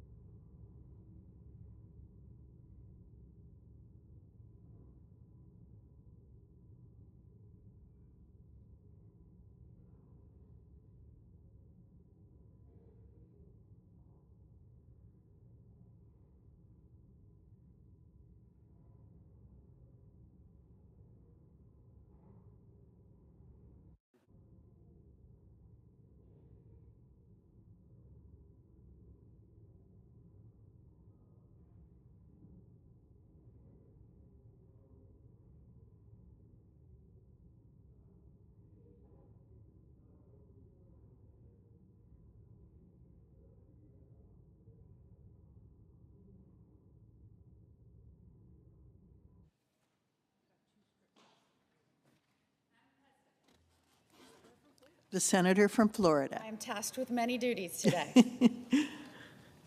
I ask unanimous consent that the Senate resume legislative session and be in a period of morning business with senators permitted to speak therein for up to 10 minutes each. Without objection. I ask unanimous consent that the Senate proceed to the immediate consideration of calendar number 434 S3266. The clerk will report. Calendar number 434 S3266, a bill to support the athletic programs of the United States Merchant Marine Academy. Without objection, the Senate will proceed to the measure. Madam President, I ask unanimous consent that the committee reported substitute amendment be agreed to, the bill as amended be considered read a third time and passed, and that the motions to reconsider be considered made and laid upon the table. Without objection. Madam President, I also ask unanimous consent that the Senate proceed to the immediate consideration of calendar number 198 S434. The clerk will report. Calendar number 198 S434, a bill to establish the Commercial Space Activity Advisory Committee and for other purposes. Without objection, the Senate will proceed to the measure. Madam President, I also ask unanimous consent that the committee reported substitute amendment be withdrawn, the Peters substitute amendment at the desk be agreed to, the bill as amended be considered read a third time and passed, and that the motions to reconsider be considered made and laid upon the table. Without objection. Madam President, I understand that there are 2 bills at the desk due for a second reading en bloc. The leader is correct. The clerk will read the titles of the bills for a second time en bloc. S5271, a bill to amend the Help America Vote Act of 2002 to require voters to provide photo identification. H.R. 7008, an act to amend Chapter 131 of Title V to require certain restrictions on stocks for members of Congress and their spouses and dependents and for other purposes. Madam President, in order to place the bills on the calendar under the provisions of Rule 14, I would object to further proceeding en bloc. Objection having been heard, the bills will be placed on the calendar under the provisions of Rule 14. And Madam President, I have 4 requests. This was from earlier, so. That's from earlier. No, you want me to go ahead? I have 4 requests for committees to meet during today's session of the Senate. They have the approval of the majority and minorities leader. Duly noted. And Madam President, I ask unanimous consent that the Senate resume executive session. Without objection.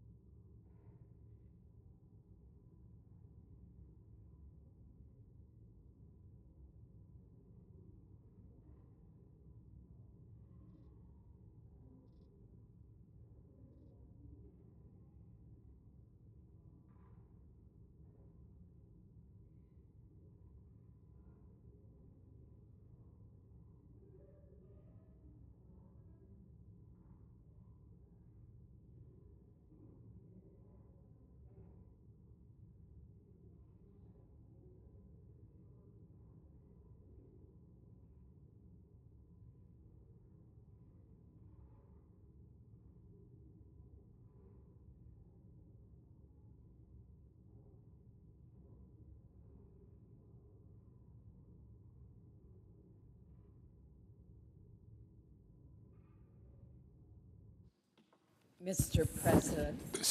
The senator from Maine. Thank you, Mr. President. Mr. President, I will soon ask that the Senate pass Senate Bill 2398, the Kay Hagan TIC Reauthorization Act. Mr. President, the TIC Act was approved by the Senate Health Committee more than a year ago with strong bipartisan support. I am proud to have authored the original TIC Act in 2019 with my colleague, Senator Tina Smith.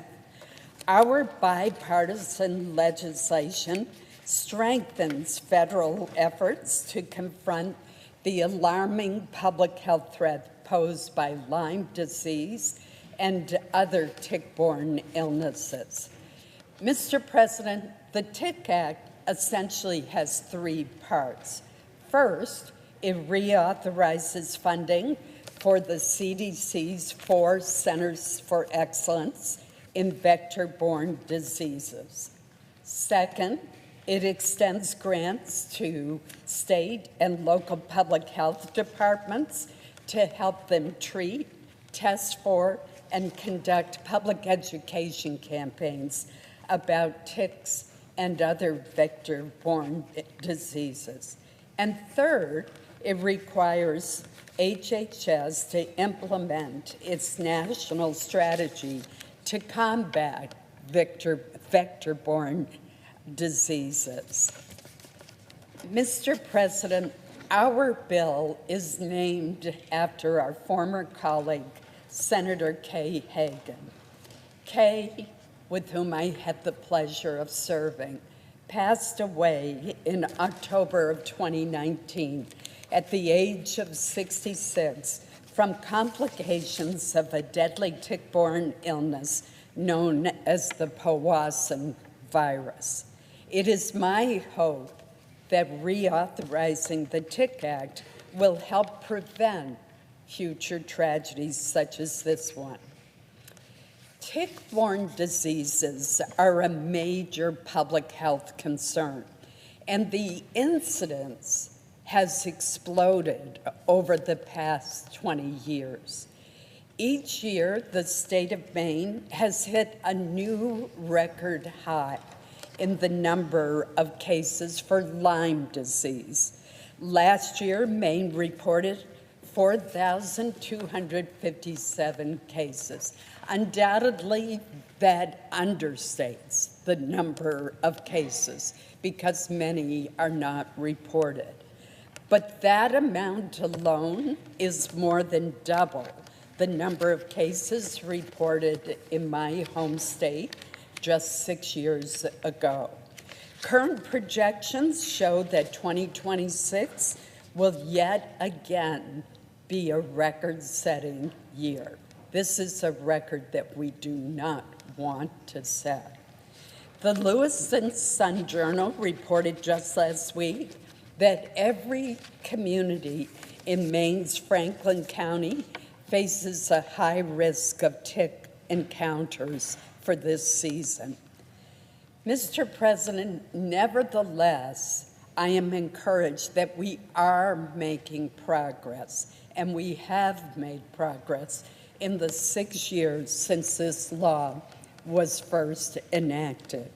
For example, a clinical trial for a Lyme disease vaccine is underway right now at the Maine Health Institute for Research. Mr. President, it's always struck me as ironic that every year my beloved Labrador retriever can get a vaccine for tick diseases, and yet we cannot, we humans cannot. And I'm hoping this clinical trial will be successful and it will make a real difference. Reauthorizing the Kay Hagan TIC Act would allow crucial projects such as vet research and others across the United States and public education campaigns, which are so important in teaching people what to do if they have a tick bite. That will all be allowed to continue. I want to thank Senator Smith for partnering with me on this reauthorization, and I would note that we have 21 bipartisan co-sponsors. I urge all of my colleagues to support this life-saving legislation. Mr. President, as if in legislative session and notwithstanding Rule 22, I ask unanimous consent that the Senate proceed to the immediate consideration of calendar number 154, Senate Bill 2398. The clerk will report. Calendar number 154, S2398, a bill to reauthorize the Cahagan-Tick Act and for other purposes. Without objection, the Senate will proceed to the measure.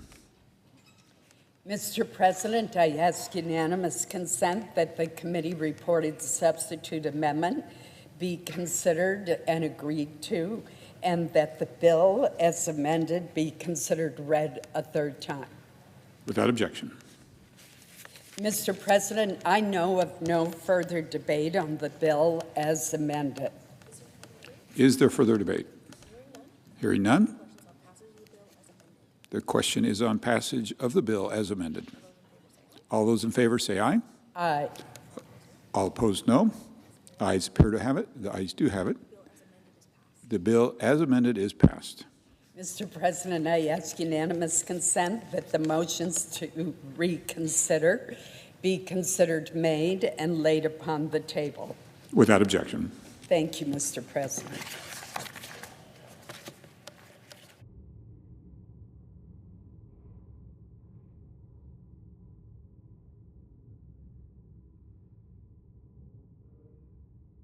The senator from Colorado.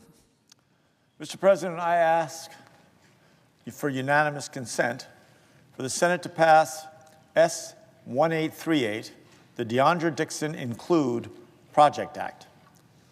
Thousands of Americans live with Down syndrome, and yet research has been underfunded for decades.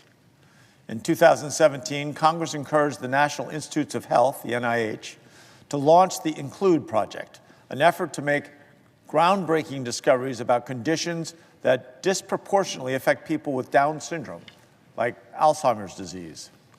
The Include Project brings together multiple NIH institutes under a coordinated approach that is already delivering significant scientific discoveries as well as new treatments. The bipartisan, bicameral Deandra Dixon Include Project Act will officially authorize the Include Project into law. The bill will ensure that Congress and the American people have visibility into the scientific breakthroughs that are so needed for this community. The Include Project is already yielding significant scientific results, and Colorado is at the core of these scientific advancements. So, Mr. President, today Colorado is proudly home to the world's leading Down syndrome advocacy, research, and medical care partners at the Global Down Syndrome Foundation, the Linda Cernick Institute for Down Syndrome, the Alzheimer's and Cognition Center, and the C Center at Children's Hospital, Colorado. We need to make sure that improving health outcomes for individuals with Down syndrome remains a priority, and do so in honor of Deandra Dixon, an extraordinary person who was an advocate, leaving a legacy that will help improve lives for generations. This bill has support on both sides of the aisle, including Senators Jerry Moran and Cory Booker, and Representatives Diana DeGette and Richard Hudson. We also thank Senators Bennett, Padilla, Capito, Coons, Van Hollen, and Ossoff for their support. We are determined to get this bill across the finish line for Deandra and for, let me make sure I've lost that, and make sure that we get this across the line for Deandra and for the thousands of Americans who will see their lives improved for the better by this critical research.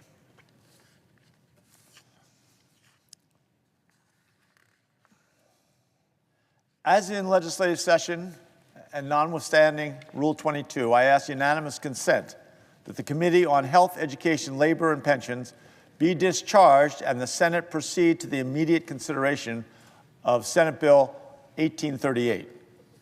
Clerk will report. S. 1838, a bill to amend the Public Health Service Act to authorize the Secretary of Health and Human Services to carry out a program of research, training, and investigation related to Down syndrome and for other purposes. Without objection, the committee is discharged, and the Senate will proceed. Mr. President, I ask unanimous consent that the Hickenlooper substitute amendment at the desk be agreed to and that the bill as amended be considered read a third time. Without objection. I know of no further debate on the bill as amended. Is there further debate? Hearing none, the question is on passage of the bill as amended. All those in favor say aye. Aye. All opposed, no. The ayes appear to have it. The ayes do have it. The bill as amended is passed. Mr. President, I ask unanimous consent that the motion to reconsider be considered made and laid upon the table. Without objection.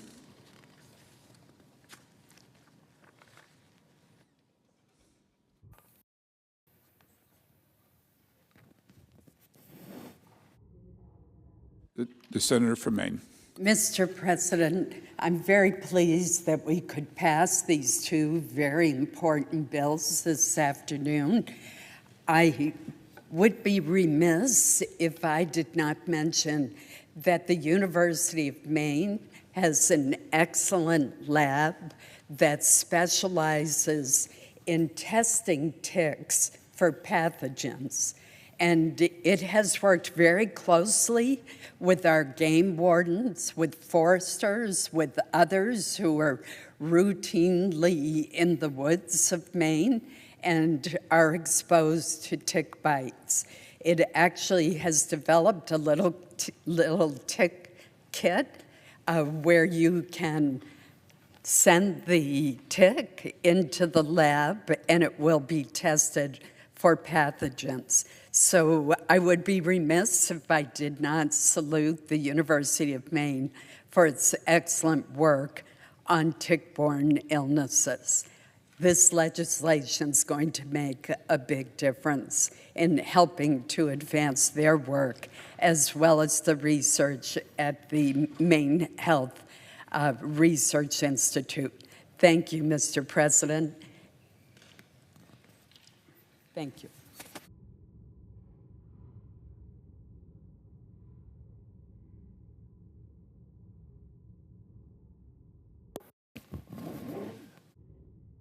President.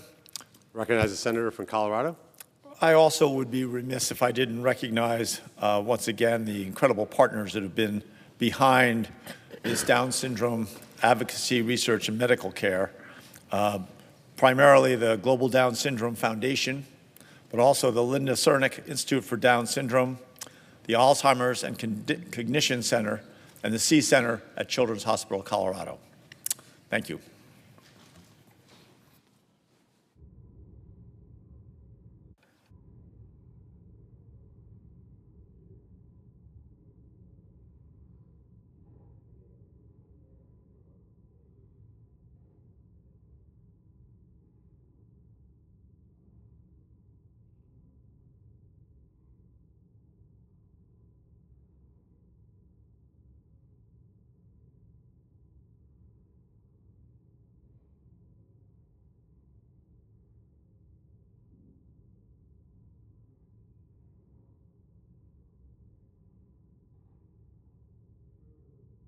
I recognize the Democrat whip. Mr. President, a few years ago, I met a young woman who lives in the Chicago suburbs. She told me a story of her college career and what it led to. It was something I'd never heard before. Her experience in trying to pursue a degree leading to law enforcement took her not to the normal, predictable academic sources, but to a new industry which was opening up in our country, for-profit colleges and universities. Hers was a sad story. She had been enrolled in one of these for-profit colleges and paid the tuition, took the courses, some of them in person, some of them online, and ultimately went to a counselor and asked if she was headed for a bachelor's degree because of her coursework, and he assured her that she was. She went on to say that she hoped to be able to get into law enforcement. That was her ultimate goal. He gave her assurances that that would happen. She finished her degree at this for-profit college and university in Chicago, and then took her certificate showing her graduation to would-be employers, police departments in the area. They laughed at her, and they said, that's not a real school. That's a for-profit school, and the courses you took don't count. If you want a degree in law enforcement that leads to a real job, you can't get it from a for-profit college and university. Well, that was a heartbreak to her because she'd spent years working on it. But what was even worse was she was so deeply in debt for student loans that she borrowed from this phony university. She, when I met her, was living in her parents' basement, had no future ahead of her for doing what she thought was the right thing, getting a college degree. What she didn't know and what we know now is that there are two numbers that tell the story of for-profit colleges and universities. You hear their names, like the University of Phoenix. That's probably the most prominent one people hear over and over. And you see their advertisements and brochures that are mailed to high school seniors, enticing them to sign up for these for-profit schools. What you don't know is that although only 8% of high school graduates go to for-profit colleges and universities, 8%, 30% of all student loan defaults are the students from these same schools. What's going on here? Such a low number, 8% going on to these schools, and such a high number of loan defaults. That's because they issue worthless degrees and entice these students into deep debt. Many times a parent or even a grandparent will co-sign on the loans for these for-profit schools. And when everything falls apart, as it's likely to, everybody's held liable and responsible. That's why we've had an ongoing battle here in Washington for years against the for-profit college and university industry. There was a legal battle in a case called Sweet versus McMahon, which has gone on for years. It finally, this week, came to an end. And it's an important case on the subject of for-profit colleges and universities. It was the largest class action settlement against the federal government in the history of our nation. That's life-changing news for nearly 500,000 federal student loan borrowers who will receive $23 billion in relief after being misled and defrauded by for-profit colleges. If you listen to the radio on your morning commute or watch TV after a long day's work, then you have no doubt been hit with flashy advertising from institutions like the University of Phoenix looking to lure in unsuspecting students. Here's the catch. These institutions often rip off those students, lying about their prospects for a job, their ability to have credits to transfer to any other school, or their likely salary after graduation. In fact, these schools, as I mentioned, enroll only 8% of the students, but account for 30% of all federal student loan defaults. Too much debt, too little education. NPR recently highlighted the story of Jessica Feint of Michigan. She enrolled at the University of Phoenix to study psychology. She said she, quote, paid a lot out of pocket and through student loans. She realized later that the school's recruitment counselor had repeatedly misled her, including by telling her that a degree would be accepted by Michigan graduate programs. That was false. By the time she learned her degree was useless, she was already underwater and deeply in debt. So she joined this class action lawsuit, originally filed during President Trump's first term, to get relief. 4 years later, it took 4 years, she'll finally see the relief which she was entitled to. The first Trump administration, go figure, denied nearly all of these claims by the students, which a federal court described as, quote, disturbingly Kafkaesque. But in 2022, President Joe Biden and his administration settled the case and forgave the student loans and debts of nearly 300,000 borrowers who had been defrauded. Under the terms of that settlement, borrowers who were not part of the original class had 5 months to file claims. If the Department of Education had not adjudicated the additional claims by early 2026, borrowers still waiting in limbo would be automatically entitled to relief. But while the Trump administration can quickly greenlight permanent tax breaks for the wealthiest Americans, as in their so-called big beautiful bill, they hesitated when it came to giving relief to these students who just wanted a fair shot. In late 2025, the Trump administration asked for an additional 18 months to review the students' claims, students who were defrauded by these schools. A federal district judge said, enough. Last month, a panel of 3 judges from the U.S. Circuit Court of Appeals for the Ninth Circuit unanimously upheld this decision. Good. Like their tactics with DACA recipients and the slow walking of renewal applications with the USCIS, the administration was asking for more time so that they could bleed out these borrowers and deny relief to hundreds of thousands of students deep in debt, living in their parents' basement, trying to figure out if they had a future. This is where the priorities lie. I am glad these borrowers, after years and years of waiting, will finally get the relief they are entitled to. Mr. President, for the last 15 years or more, I've sent a letter to every high school counselor in the state of Illinois. I sent it about the first of the year and warned them, be careful not to let your students be lured into these for-profit colleges and universities. They're going to send them brochures, they're going to team them up with all sorts of things on the internet.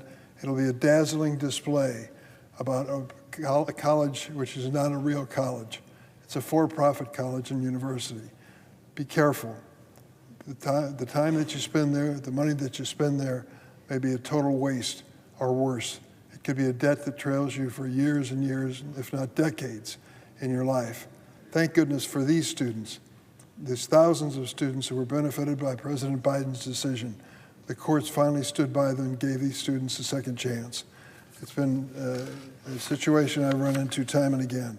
I have threatened some of these for-profit schools as a way of getting them to drop the loans that they were enforcing on these students, because I know what happens in the end. Students need to be careful. You can't go wrong starting with city colleges and community colleges in your community. It's affordable. There are alternatives there. Most of the time, these hours that you earn there are going to be transferable to real colleges and universities.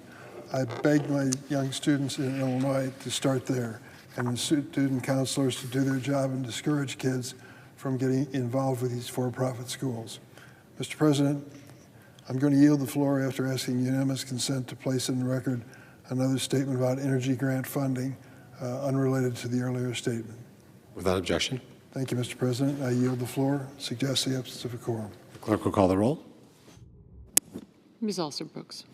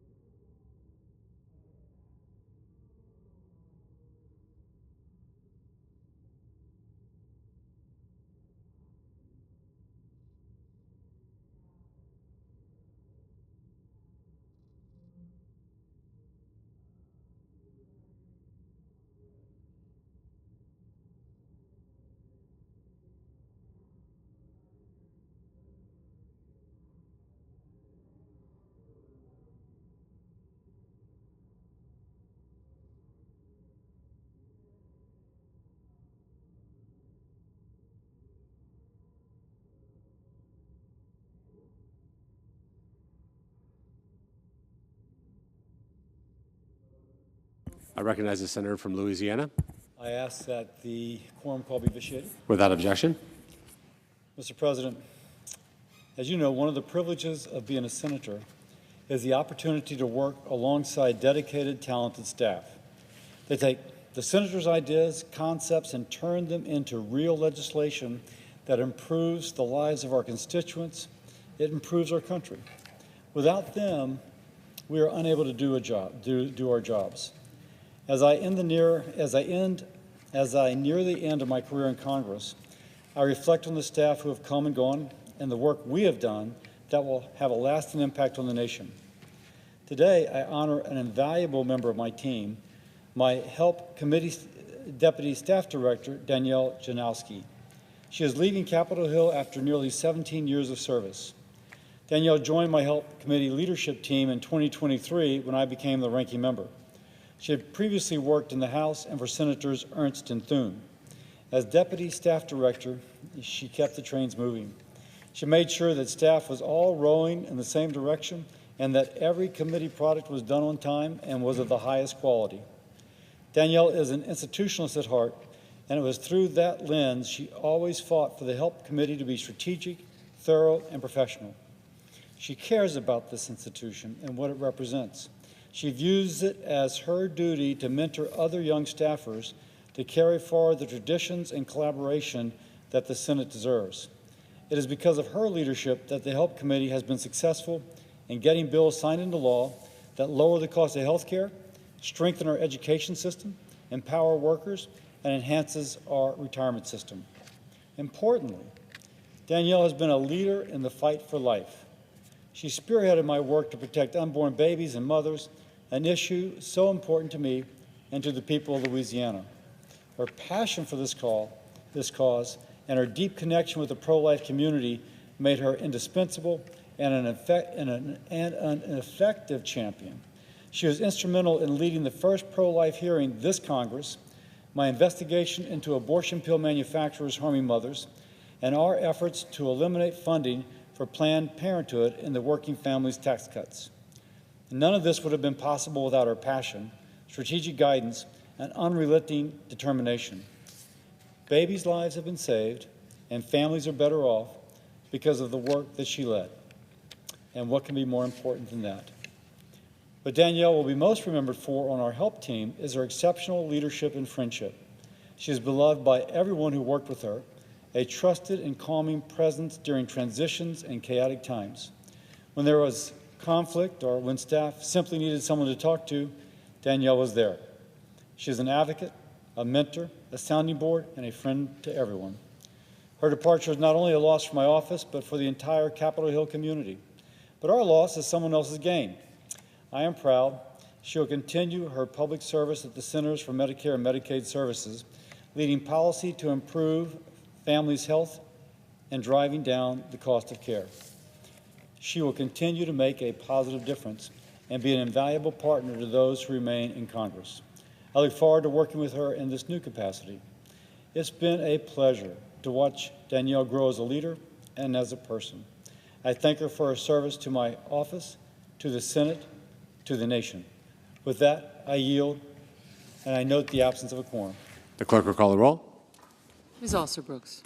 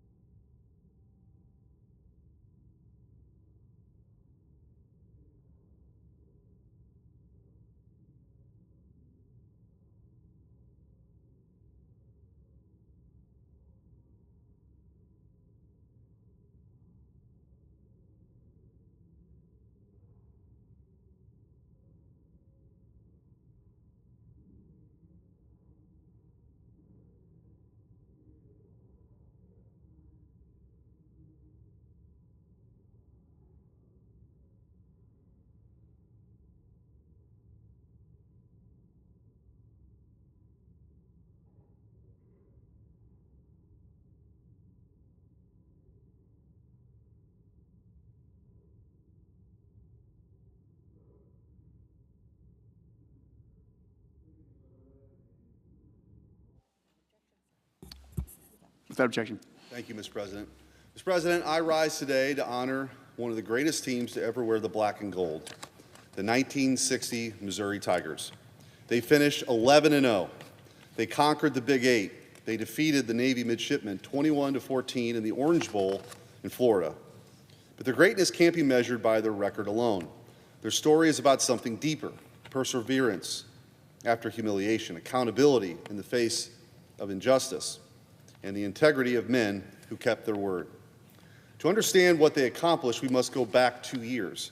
Dan Devine arrived at Missouri in 1958 and inherited a program searching for its footing. His first team brought one terrible afternoon in Norman, Oklahoma. The Sooners beat Missouri 39-0. It was a humiliating, dismantling, and devastating loss. After the game, Coach Devine stood before his players in the visiting locker room, knowing full well many of those men would graduate having never beaten OU. But Devine looked at the younger men and made a promise. 2 years from that day, Missouri would return to Norman, and Missouri would win. That was no small pledge. Oklahoma ruled the conference at that time. The Sooners hadn't lost a conference game at home since 1942. Norman was where the soaring dreams of visiting teams came crashing down to reality. But a promise had been made by Coach Devine. So for 2 years, the Tigers went to work. By the fall of 1960, Missouri had become a machine, powerful, disciplined, relentless. The Tigers went into Happy Valley and beat Penn State. They traveled to Lincoln, Nebraska, and shut out the Cornhuskers. They defeated the powerhouse that was Colorado. 8 games, 8 victories. Not a single team put up double digits against them. Then came the return to Norman. Oklahoma struck first. For a moment, the Tigers were seeing ghosts. For a moment, the boys in black and gold had Boomer Sooner ringing in their ears. For a moment, it felt like 1958 all over again. But this Missouri team did not panic. It answered. Norris Stevenson, one of the great pioneers in Mizzou history, tore down the sideline for a 77-yard touchdown. Later, with Oklahoma threatening to seize the momentum, Stevenson broke free again, this time from 60 yards out. He finished with 169 rushing yards and 2 touchdowns. Missouri finished with 41 points. And when the clock hit triple zeros, the scoreboard read Missouri 41, Oklahoma 19. 2 years from the humiliating loss on the field, Dan Devine and his players walked out of Norman as victors, the promise they had kept. The Tigers returned home undefeated and ranked #1 in the nation. Only one obstacle remained between Missouri and an unblemished regular season. Unfortunately, that obstacle was Kansas. Now, Mr. President, rivalry games can produce strange results. Sometimes the underdog rises. Sometimes the favorite has an off day. And sometimes, Mr. President, Kansas simply uses a player who wasn't eligible to be on the field. The Jayhawks defeated Missouri on the scoreboard. For a few brief and fraudulent weeks, they called themselves conference champs, but there was a problem. The Jayhawks had discovered that the only way they could execute better than Missouri was by breaking the rules. The Big Eight ordered Kansas to forfeit the victory and strip the Jayhawks of the conference title. Kansas could keep the memory of the final whistle. Missouri kept the title. That distinction matters. A football game, yes, is a contest of strength, but is a contest that's governed by rules. Without rules, victory means nothing. A championship obtained by cheating is not a championship at all. The people of Kansas have spent more than 6 decades trying to turn a blatant penalty into a moral victory. But the truth is harder to bear, and facts are stubborn things. Missouri finished 11-0, reminding the conference and the American populace that cheaters never truly win. But Missouri's season wasn't finished. On January 2nd, 1961, the Tigers took the field in Miami against 4th-ranked Navy. Watching from the stands was President John F. Kennedy. Navy had a Heisman Trophy winner named Joe Bellino. Missouri had a defense built to break the will of its opponent. The Tigers held that year's Heisman just to 4 rushing yards. Heisman winner just to 4 rushing yards. Then they overcame a 98-yard fumble return. They absorbed every blow Navy could deliver. And when the night was over, Missouri had won 21-14, securing the first bowl victory in school history. Mr. President, every generation needs examples of men who stuck to their word. Dan Devine made a promise in the ashes of defeat. His players believed him. His players were descended of those who fought Europe and the Pacific. His players were hardened by parents who had weathered the Great Depression. They accepted their coach's promise as their word when they spent 2 years earning the right to fulfill it. They did not complain about the humiliation they had experienced in Norman. They prepared for a return. They didn't allow the Kansas dishonesty to define their season. They trusted that the truth would prevail.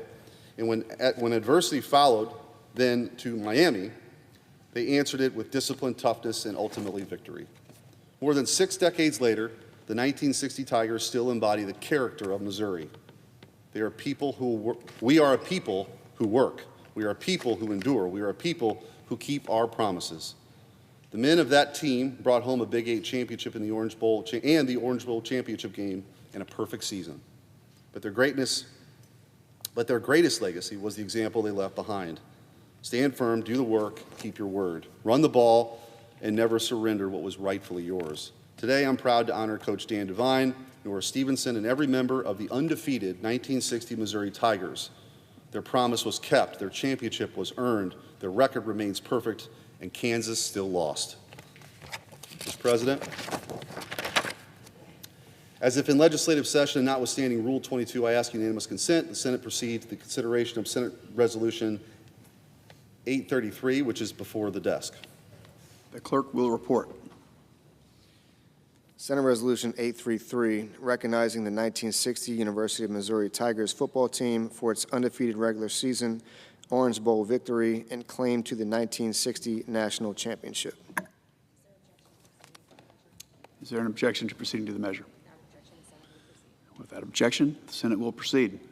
Mr. President, I ask unanimous consent the resolution be agreed to, the preamble be agreed to, and the motion to reconsider be considered made and laid upon the table with no intervening action or debate. Without objection. Thank you, Mr. President. I yield.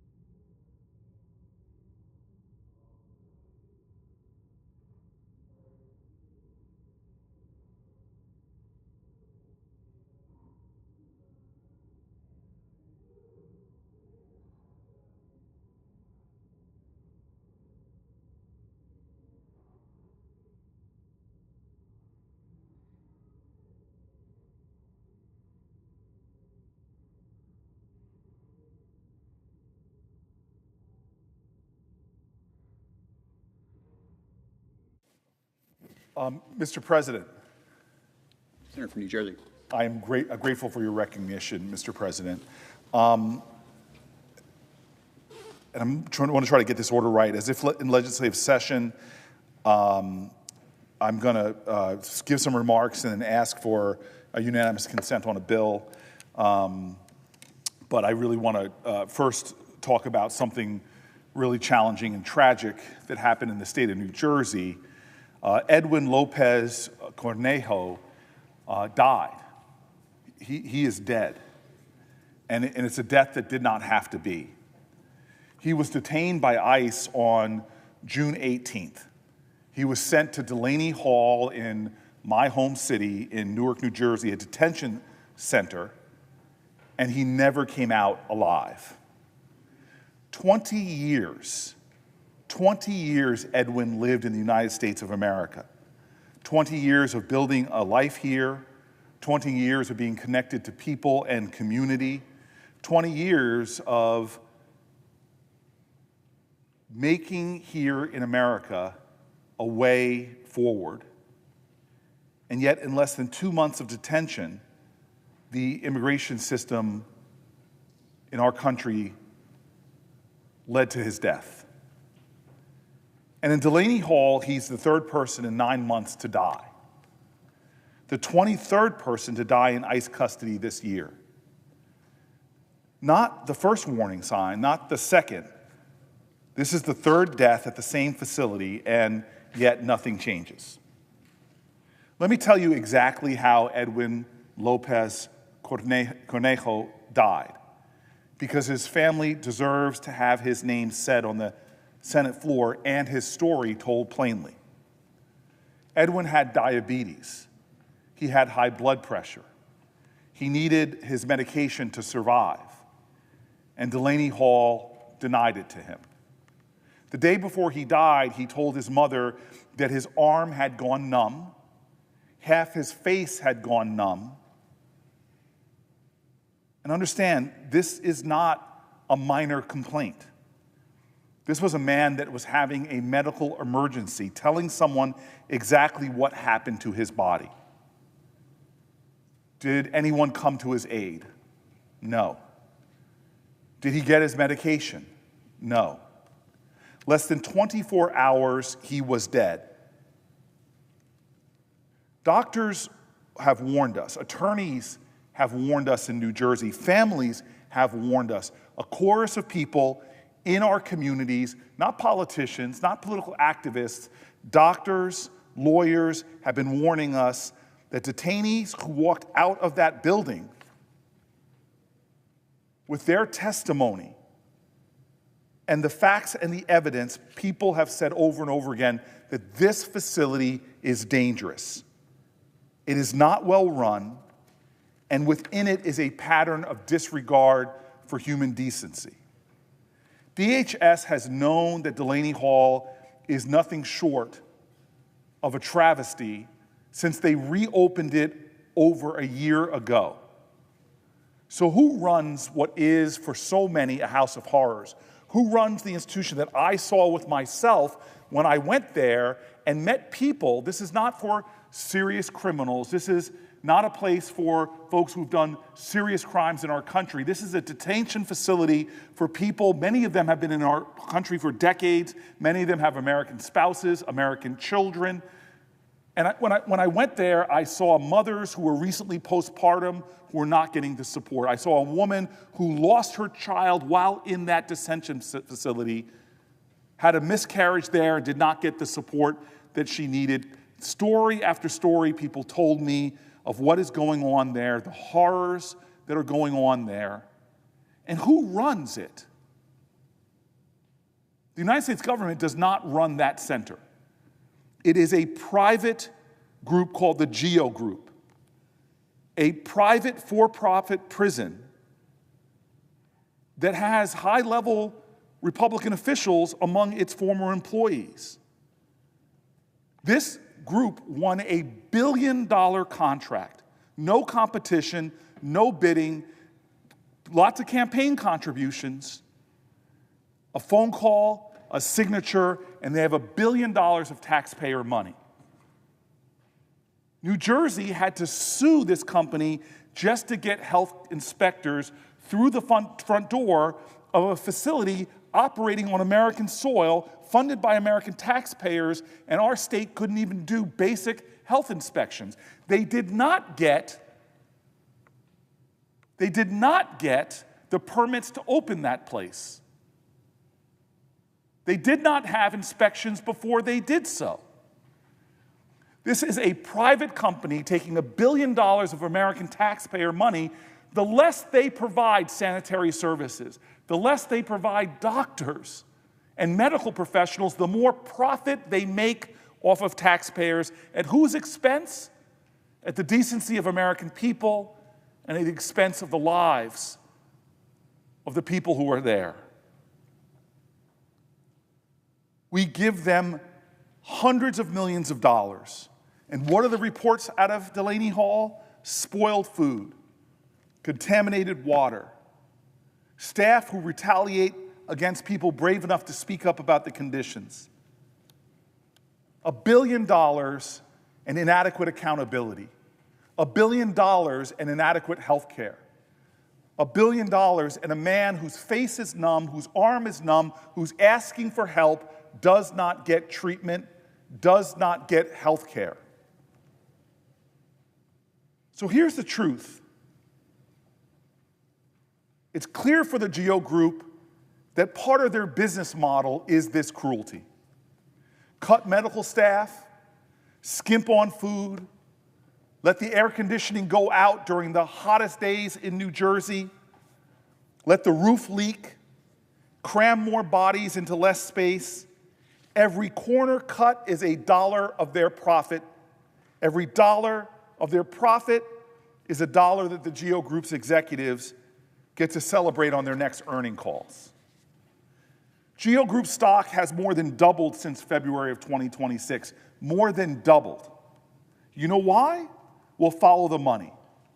$3 million from the GEO Group and its executives went into Donald Trump's campaign, into his PAC, into his inauguration. It's a pay-to-play that's worse than that. A pay-to-play and people get hurt. Lives are lost. Over $2 billion in federal contracts to run facilities like Delaney Hall in our country. This is not immigration policy. This is not what we stand for. No one loses their humanity because they're incarcerated. No one should lose their basic rights because they're behind bars. Look, I'm all for what this administration promised it would do. They said they would go after the worst of the worst. They said they would go after the people threatening our communities, menacing our families. We should all be supportive of that. I believe we should have strong borders. I believe we should get criminals off of our streets. But the people actually locked up in that building, in Delaney Hall, we know that more than 70% of the people have never been convicted of a single crime. I met a high school student who had more of a Jersey accent than I do, who just wanted to walk with his class, rounded up. I've had the Catholic Church reach out to me because of the sweeps they're doing around schools and churches. I've had family members beg me to get folks out in order to see their American children hit milestones like birthdays and graduations. I've been appealed to from everyone from priests to Republicans in our community. Many are following our laws, but we in the United States Senate, Congress, we hold the purse strings the administration depends on. We should be a check and a balance. We should demand that our taxpayer dollars are being used. And when we see a body count climbing that is not normal, when we see more and more deaths, when we see a mother's son whose face went numb the night before, we should be asking for action and accountability. Edwin Lopez Cornejo's death was not a tragedy. A tragedy is something that no one could have prevented. This is a choice. Every single day DHS keeps Delaney Hall open is another choice to let this happen again. 3 times already. We should not make this choice. I'm now asking for a unanimous consent to pass the Delaney Hall Closure Act, which will close Delaney Hall within 90 days. They're out of excuses. We are out of time. How many more people should die?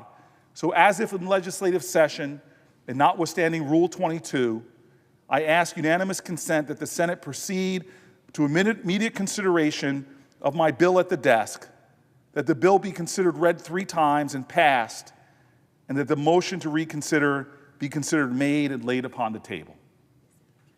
Is there objection? Mr. President, or Madam President. The gentleman from New Missouri, excuse me. Reserving the right to object. Madam President, I rise to address this so-called Delaney Hall Closure Act. My colleague's bill, though, it really doesn't do anything to address the issues that he's raised. It doesn't hire a single doctor. It doesn't add a single nurse. It doesn't require a single inspection. It simply orders the Department of Homeland Security to close Delaney Hall, cancel its contract, and permanently forbid ICE from using the facility again. 2 pages, 3 commands: close it, cancel it, never open it again. That is abolition with a short title. The diagnosis is ideological, and the prescription was written before the patient entered the room. If something goes wrong at a hospital, you investigate what happened. You identify the failure. You discipline the people responsible. You repair the facility, improve the procedures, and make the hospital better. You don't unlock every door, abandon the building, and announce that health care itself was the crime. If the bridge needs repair, you fix the bridge. You don't blow it up and congratulate yourself for preventing future traffic accidents. Yet, that is the theory behind this bill. A tragedy did occur. Therefore, Democrats say law enforcement must disappear. But closing Delaney Hall doesn't eliminate the need for detention. It leaves 3 choices: transfer detainees somewhere else, possibly further from their families, lawyers, and doctors, crowd them into another facility, and further strain medical staff, or release people the law says should remain in custody while this ceases the removals, and so they're not completed. The bill provides no replacement capacity, no transfer plan, no continuity of care requirement, no additional medical funding. It removes a 1,000-bed facility from the system and calls the resulting chaos compassion. And let us be clear about why immigration detention exists. It is used to ensure appearances at immigration proceedings, facilitate lawful removals, and to protect the public from criminals. My colleague and my friend from New Jersey says many detainees have not been convicted of crimes. That is beside the point. A person doesn't need a criminal conviction to lack a lawful right to be in the United States of America. That's our immigration laws. That's how we have operated for decades. And anyone detained can leave detention whenever they want. They must simply agree to return to their home country. What Democrats demand is for illegal aliens to remain in America and be above the law. Now, I'm willing to take my colleagues' concerns seriously. If Delaney Hall needs more doctors, let us fund more doctors. If it needs more nurses, better medication tracking, stronger inspections, faster emergency response, or better communication with families, let us write those regulations into law and pay for them. I would gladly work with my friend, the senator from New Jersey, on additional resources for safe and secure ICE detention facilities. But there is one problem. My colleague and others on the side has vowed to not give ICE one more penny. We've just lived through this with the shutdown. We heard these words on the floor from many members of the other side. They also voted against the bill that allocated $45 billion to further fund and sustain the capabilities of ICE in their detention facilities. So the position apparently is this: vote against the beds, vote against the facilities, vow to deny the agency another dollar, then point to a strained condition and demand that the facility close. You can't pull the batteries out of a smoke alarm and then pose behind the ashes demanding to know who failed. You can't starve a system, condemn to strain, and call abolition the only human solution. That is not good faith oversight. That is not serious governance. That is not a viable solution. Democrats oppose the funding needed to enforce the law. They oppose the facilities needed to hold people safely. They oppose the removals that detention makes possible. Then when the system shows any pressure, they point to that pressure as proof that enforcement itself must end. The sequence never changes. Defund, obstruct, investigate, abolish. The goal for many Democrats is very clear. It's not better detention facilities. It's no detention at all. The bill does not make one detention facility safer. It shuts down a facility and pushes the problem somewhere else. Madam President, a serious Senate would let the current investigation run its course, correct failures, and strengthen the system. An unserious Senate shuts down the building and pretends the law no longer needs enforcement. I object to using a pending investigation as a ploy to dismantle law enforcement. I object to defunding ICE and then blaming ICE for lacking resources. Fix what's broken, hold wrongdoers accountable, protect every person in federal custody, of course, but we must enforce the law. And for those reasons, Mr. President, I object. Objection is heard. Mr. President. To recognize the senator from New Jersey. I appreciate the good faith words of my colleague, and I'll take it to heart that he is against unnecessary deaths, that GEO Group should be investigated thoroughly and held accountable. I do want to make a couple of follow-up points. First of all, I live in Newark, New Jersey. I used to run the police department as its mayor. There's nobody that feels more urgency for public safety in my city than I do, and I hired as many law enforcement officers, worked well with ICE, I worked well with FBI, DOJ, all the federal law enforcement officers in a coordinated effort to protect my community. This idea that Democrats want to defund ICE is wrong. I actually believe we need law enforcement in our communities to keep us safe. I want to make sure that we do it in a way that comports with our values and our decency. Let's be clear. There is no law enforcement agency in America that has more money than ICE has right now.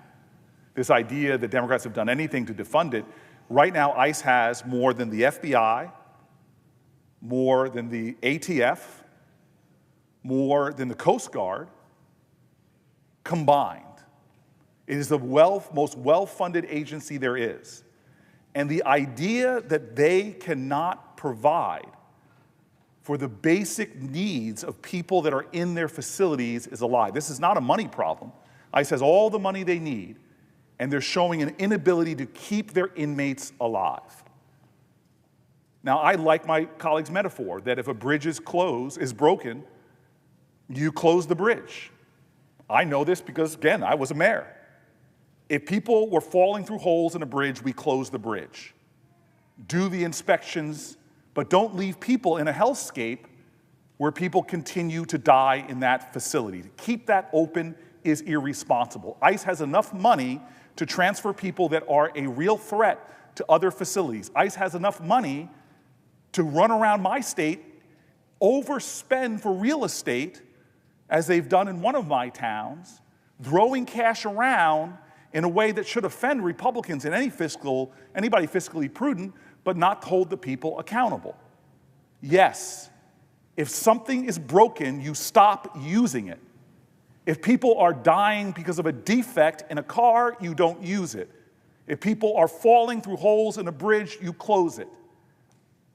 We have a responsibility for taxpayers' money, and we have shoveled this agency more money than any law enforcement agency there is, and then we're not doing what's necessary to hold these people like the GEO Group accountable. I will continue to stand for law enforcement.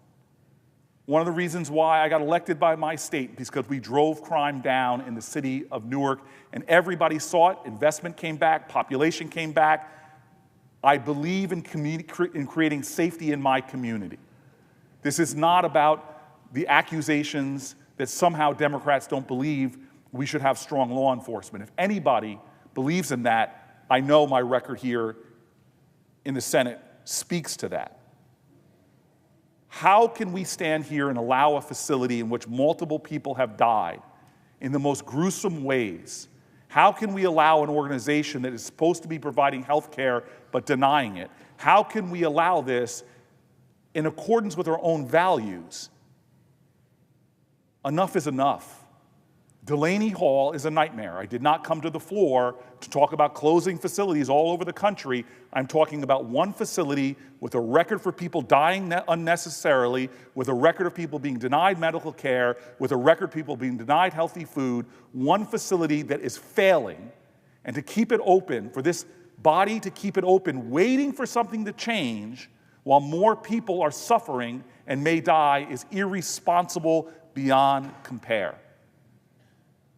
I believe there's common ground on both sides of the aisle, where we can achieve the highest levels of safety and also ensure that within our incarcerated facilities, people are treated with dignity. I have worked across the aisle with Senator Lindsey Graham, with Senator Chuck Grassley, with Senator Mike Lee to improve conditions in the Bureau of Prisons. I hope when it comes to ICE facilities in this private for-profit company where people are dying, that we can find some common ground to stop this nightmare from happening. Thank you, Mr. President.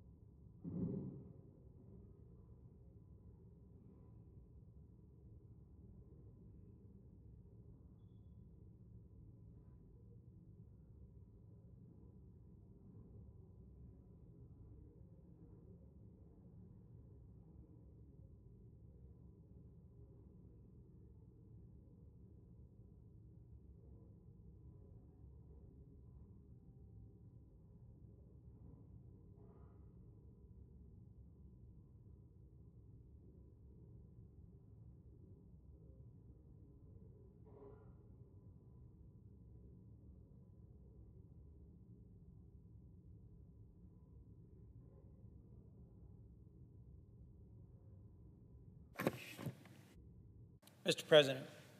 Chair recognizes Senator from Delaware. Mr. President, one of the questions we all have to wrestle with in life is, why do the innocent suffer? Why do the righteous find at times the circumstances of their lives to be so painful as to be beyond imagining? And how does one make purpose out of pain? Of all the diseases that afflict mankind, ALS is one of the most cruel. It robs someone of their ability to speak, to walk, to move, to care for themselves, yet leaves them completely present and conscious. Over the 16 years that I've served here in the United States Senate, I have been blessed by visit after visit from families going from office to office to ask, not for themselves, not to lessen their pain or their suffering or their challenges, but to try and turn their experience into a positive investment for others. Lots of different families with lots of different challenges, mostly medical, sometimes the parents of children taken hostage in other countries, or veterans who didn't get the benefits they were entitled to, but often families whose loved ones or who they themselves are suffering with cancer, with Parkinson's, or with ALS. And today I'm coming to the floor to celebrate a great and enduring friendship and partnership that has helped to make a difference in this dread disease. Through some of the visits to my office, I've gotten to know some amazing people. Craig and Kristen Colby of Delaware, Brian Wallach and Sandra Abrivaya, Dan Tate, who I knew from college. And my engagement in trying to tackle the ravages of ALS began earlier. A dear friend from Newark, Delaware, Alex Snyder Mackler, his father, Scott, lived with and then died from ALS. My chief of staff lost his father to ALS. My brother lost his best friend. And now today, my best friend from growing up, Dr. Jack Flynn, is bravely living through what has been a tragic and difficult diagnosis and a steadily worsening condition. And when you meet someone with ALS, they are always accompanied by someone by their side who knows every detail, who helps them to eat, to talk, to live, to communicate. And they are looking for ways to make meaning out of their suffering. Through all of this, I've had an incredible partner and advocate, a dear friend, the senior senator from the state of Alaska, my colleague, Senator Lisa Murkowski. We are the co-chairs of the Senate ALS caucus, and I'm blessed to have her with me on the floor today as we announce the next step forward in our work together on ALS.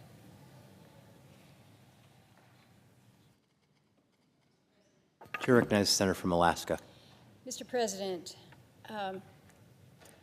we go through periods here in the United States Senate where there's frustrating issues that we deal with, hours of unknown as to what's going to happen. Are we going to be able to make something happen? Are we making a difference? And some days can be particularly discouraging. We've got a long way to go before this day is through. But to be here at the midpoint of this day and to be able to, as my colleague and my friend from Delaware has stated, to be able to celebrate an accomplishment is a reminder that we do good here. And we don't do good on our own. It takes teamwork. It takes cooperation and collaboration. It takes advocacy. And this is really what makes me just filled with a level of optimism and hope as we're talking about where we are at this moment for the ALS community. The House passed the Accelerating Access to Critical Therapies for ALS Act. We call it Act for ALS. They passed it a few weeks ago, and then the Senate was able to pass it in wrap-up. Yes, that means it passed by unanimous consent here yesterday.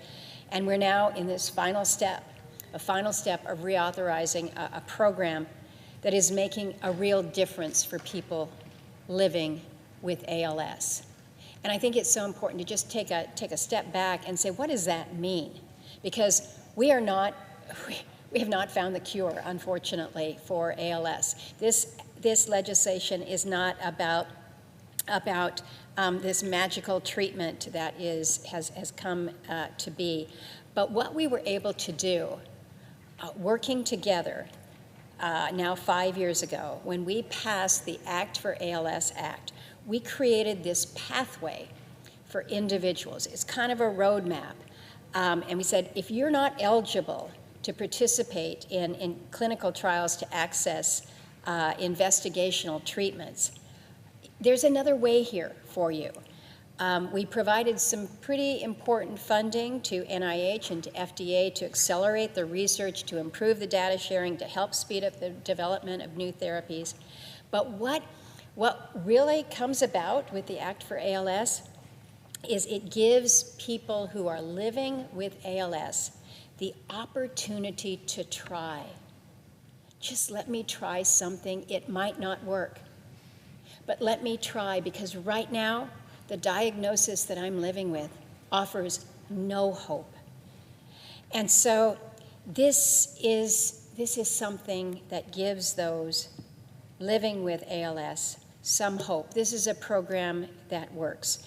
And so we passed it 5 years ago. What we have now done is a reauthorization that allows us to build on this progress that we've made to ensure that individuals that are living with ALS can continue to access these clinical trials and the programs that continue to meet the needs of the patients and the researchers. And Senator Coons has mentioned the advocacy, those caregivers, those who stand with and are wrapping their arms and their hearts around their loved ones who are dealing with ALS. This is about hope for them as much as those who are living with this dreaded disease. And my friend has acknowledged the name of those that he calls friends. Dan Tate was able to receive a text message on passage of the reauthorization here. saying, you know, go dudes or something like that. I don't know that I'm a dude, but I loved the enthusiasm that he had. Brian Wallach has been an extraordinary partner in the years. You mentioned Sandra Abrevia, absolutely. And then my personal advocate, my cousin, Jenny Dwyer. It was through Jenny's husband, Pat, that our family learned of ALS, as Pat lived with ALS for eight years. And as a family, we came to not only understand the disease and the awful progression, but it allowed us to understand some of what families who live with the heartbreak, almost daily heartbreak, as you're watching your loved one progress through this diagnosis. So to the advocates, know that your work matters. Know that your stories matter. Know that you have made a difference. So we're pleased to be able to be at this place where we can move to finally get this reauthorization into law. Got to work things through the two bodies here and get it signed in. There's more that we've got to do. We're working on some good things as the co-chairs of the ALS caucus, Justice for ALS Veterans Act, which is a really good one, and the ALS Better Care Act. Again, these address some of the challenges that face individuals with ALS as well as their families when they're trying to access the care, access the benefits after a loved one has passed. We know that for those that are living with ALS, every day matters. Every day is precious, and we cannot afford to lose momentum when promising therapies are being studied. I'm reminded, if not weekly, maybe daily sometimes, that people are waiting. People are waiting, and they're counting on us to show up for them. And so to all those in the ALS community, thank you for your advocacy, thank you for your heart and your passion, your persistence, but also your willingness to open your hearts and to share your stories so that we can also become motivated and tenacious on your behalf. I am very grateful for my friend from Delaware. It is hard as I hear stories of your dear friend and as he goes through these stages of this disease, and know that even though I have not met Jack, he is in my heart as well as the many, many who are we advocating for. And with that, I thank, again, not only Senator Coons, but all members here in the Senate that have joined us in this effort to end ALS. And I turn the floor back to Mr. President, I thank my colleague and friend from the truly great state of Alaska. Our mutual friend Dan Tate, long known here as an active lobbyist who is living with ALS, has been texting the two of us about the impact that this research has had on him and his condition, and on many others. He most recently texted me, NIH and FDA have done exceptional work. The Act for ALS bill that we helped get passed 5 years ago, that we are now reauthorizing, I'll remind you, initially advocates were seeking $10 million. Do you remember the Ice Bucket Challenge of 2014? They were seeking $10 million in federal medical research. This year it was 115. In total, over the years since we passed this legislation through this chamber, $391 million has been invested. There's today 1,200 people living with ALS enrolled in a landmark genetic study. And there have been significant steps forward in experimental treatments. Dr. Sabrina Paganoni of Mass General Brigham Neuroscience Institute, said, "We are at a turning point because we have a greater awareness of ALS, more funding for research than ever before, and more treatments in development than ever before." When Lou Gehrig gave a speech announcing his retirement from baseball, he concluded by saying, "I'm the luckiest guy in the world." And many saw that as a bitter irony because he left an outstanding career in baseball to struggle and suffer through an ultimately terminal disease. But I have to say that I am the luckiest man in the world to have the blessing of the great and enduring friendship of a colleague and partner from Alaska, of the steady and reliable and motivating input of so many advocates and cared for people living with this dread disease, and the lifelong partnership and friendship of an amazing man, Dr. Jack Flynn. In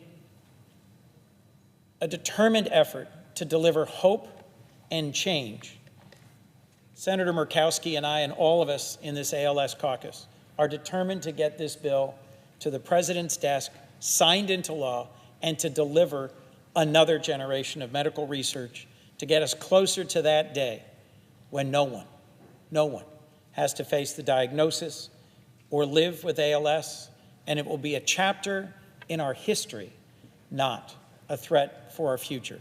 But for today, in this body, I'm grateful for a chance to celebrate a significant step forward, a unanimous action by this chamber, and the delivery of hope to so many around our nation and our world.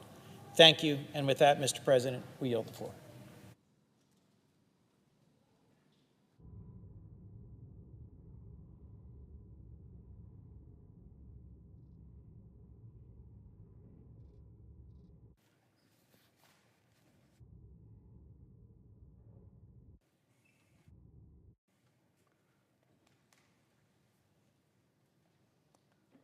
Mr. President.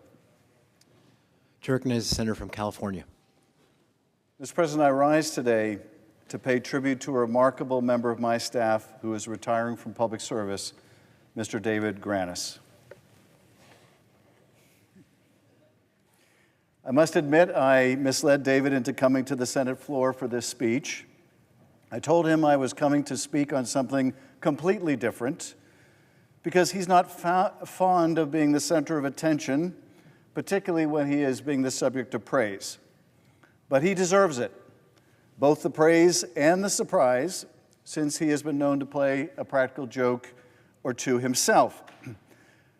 All I told him was I needed to discuss a very important matter on the floor of the Senate. I wanted him to hear it, and by the way, everything I made up on the way over here, you can completely ignore.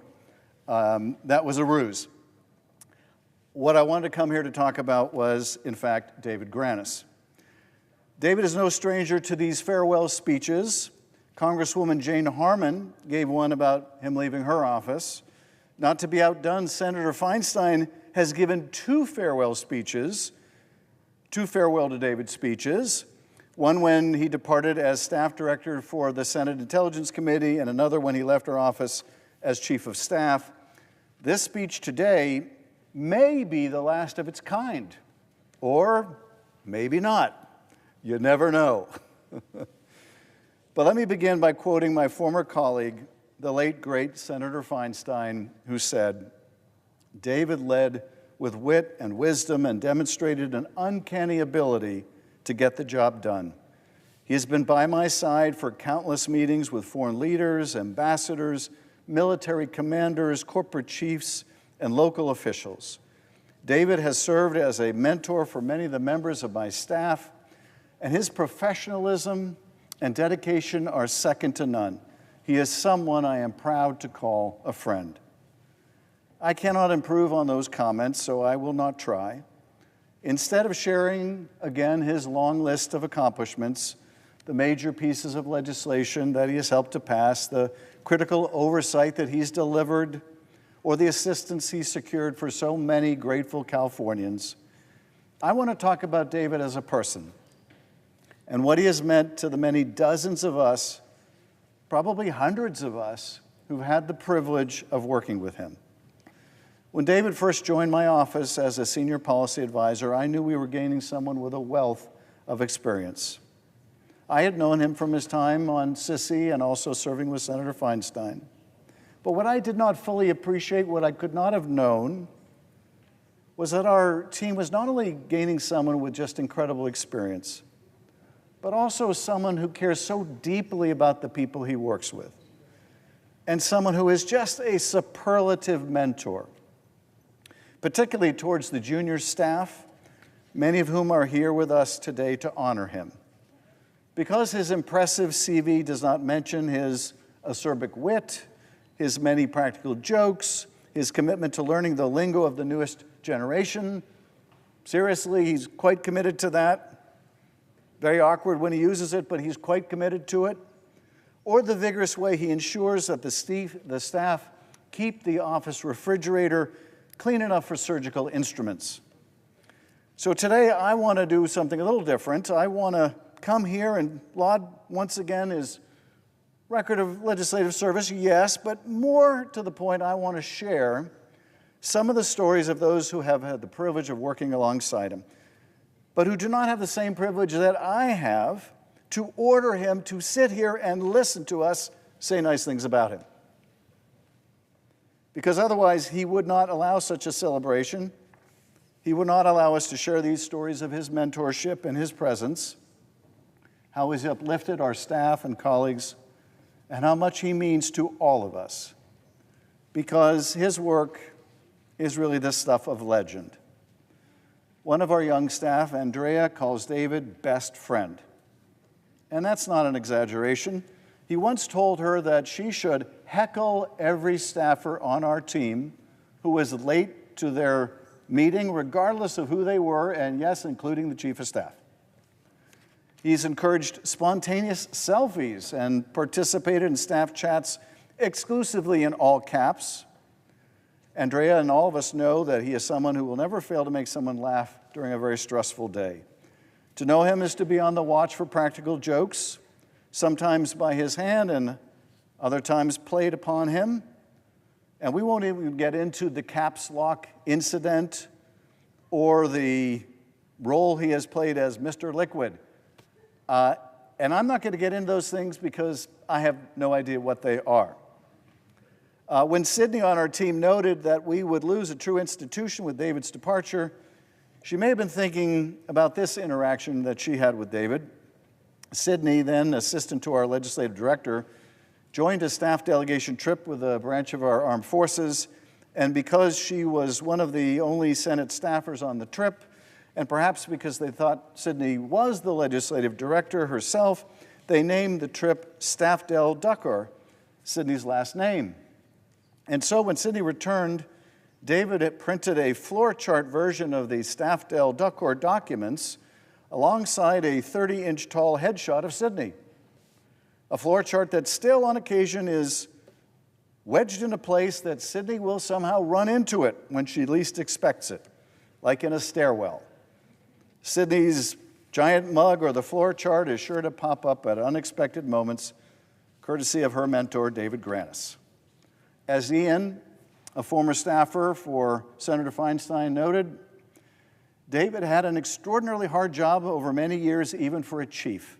But he did it so well and kept his cool, protecting his boss as well as the staff with that S-eating grin as his shield and that blank wit as his sword.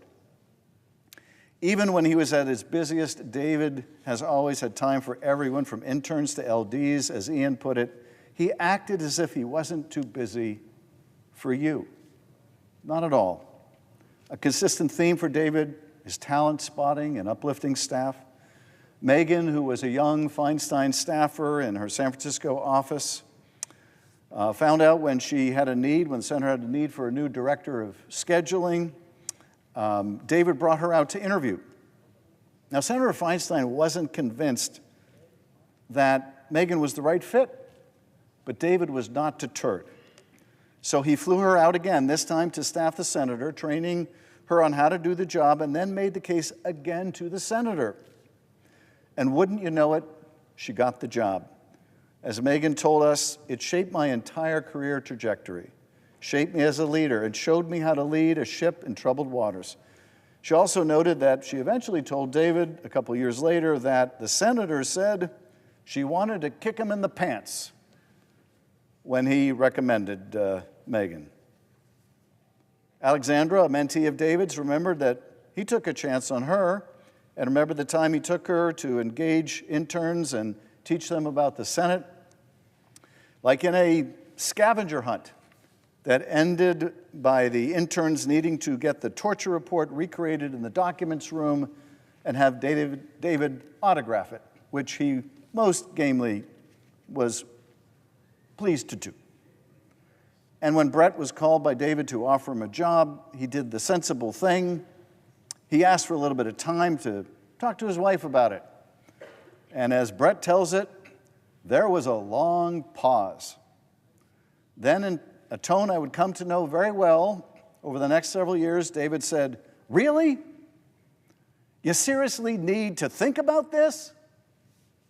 As Brett put it, that's David in one line. You never quite know if he's teasing you, testing you, or just telling you the truth. 20 plus years in Congress, and he remains, to everyone who's worked with him, kind of an enigma. The enigma is the method. He protected the staff so they could just do the work. That wasn't an accident. That was David protecting people who didn't even know they were being protected. Even in our office, David had an eye for talent, never failing to mention when an intern or a junior staffer did a first draft or came up with an idea that was brought to him and then brought to me. He could do it with the smallest of projects, but he knew how to handle the biggest tasks, especially on the Intelligence Committee. As Mike Buchwald told us, David was known for approaching politically charged issues with integrity and a commitment to ensuring the committee fulfilled its constitutional oversight responsibilities. That is the highest charge of the Intelligence Committees, and as we saw with David's handling of the Senate CIA torture report, its creation and its release, it was because of David, Senator Feinstein, and the many talented members of the CICI staff that this report ever saw the light of day, culminating in a floor speech by Senator Feinstein for the ages. David and Mike worked on draft after draft of the speech, announcing the painstaking process to chronicle each of the CIA's abuses of power, but they were never sure the speech would actually see the light of day. But finally, one morning at 9 a.m., David dropped by Mike's desk saying simply, "Let's go to the floor. She's giving the speech." She gave that speech right here, speaking truth to power, calling out abuses of power. Dan, a CICI staffer at the time, noted David's immense work with a bipartisan group of senators to ban the CIA's enhanced interrogation techniques, which included torture tactics such as waterboarding. As Dan put it, David served our country in enormously consequential ways, almost entirely out of the public view, and because of the quiet, persistent work he did, the known history of the United States is different and more honest than it would otherwise be. Now, I want to make one thing very clear. I don't want any of this praise to make you believe he is perfect. He is not. David, for example, would prefer that today I quote from the wisdom of Fangorn or Lothlorien, which I will not do because, for one, I have no idea who they are. And what's more, I suspect it is some obscure reference to Lord of the Rings. He once gave a presentation to our staff at a brown bag lunch in which he said that of the top 100 films ever made, Lord of the Rings, 3 of the Lord of the Rings movies, 3 of them, mind you, were in the top 10. So you can see he is prone to occasional but glaring lapses in judgment. I'm sorry, David, you're just wrong about that. And I know that I'm pissing off Stephen Colbert and a lot of other people by saying that, but really, 3 of the greatest movies of all time, Lord of the Rings movies, I mean, does that even require discussion? Another member of our amazing staff, Cersei, noted dryly that behind the wit, David genuinely cares about the people he works with, even if he isn't always going to admit it. She cited specifically how he brought his wonderful humor to the bowels of the basement where our office was once located, actually twice located, which David took to calling the lower chamber. Peter, a colleague from the Senate Intelligence Committee, remembered 2 benches. Senator Feinstein would occupy the hot bench, peppering you with questions. David, in contrast, was a cold bench, where he would just stare at you uncomfortably with a resting ice face, kind of like I'm getting right now, and allow for your own internal dialogue to wreck you. Both techniques were very effective. When Peter, a former prosecutor, was told to run a hotline, he had no idea what to do, something I can relate to after joining the Senate after so many years in the House. So Peter asked David how to hotline something, and according to Peter, he just stared at me for a long time.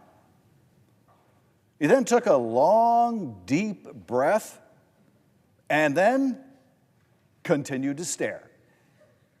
Classic David Granis. Drianna noted that David is the reason so many of us got our start on Capitol Hill through his steady advocacy. Ricky noted a simple code to live by that David would repeat: don't do anything stupid. That is outstanding advice for senators and staff alike. Tanya said he was never afraid to poke fun and turning almost anything into a punchline. He truly cared for and mentored so many young staffers. Flavio said that despite his seniority, and more likely because of it, through humor and pranks, David made our office laugh while teaching us the importance of timeliness and delivering praise, and always advocating for interns and junior staff, even if they didn't always understand his pre-2001 movie references. Megan said she shared important life lessons. Megan said that he shared important life lessons, Granis style.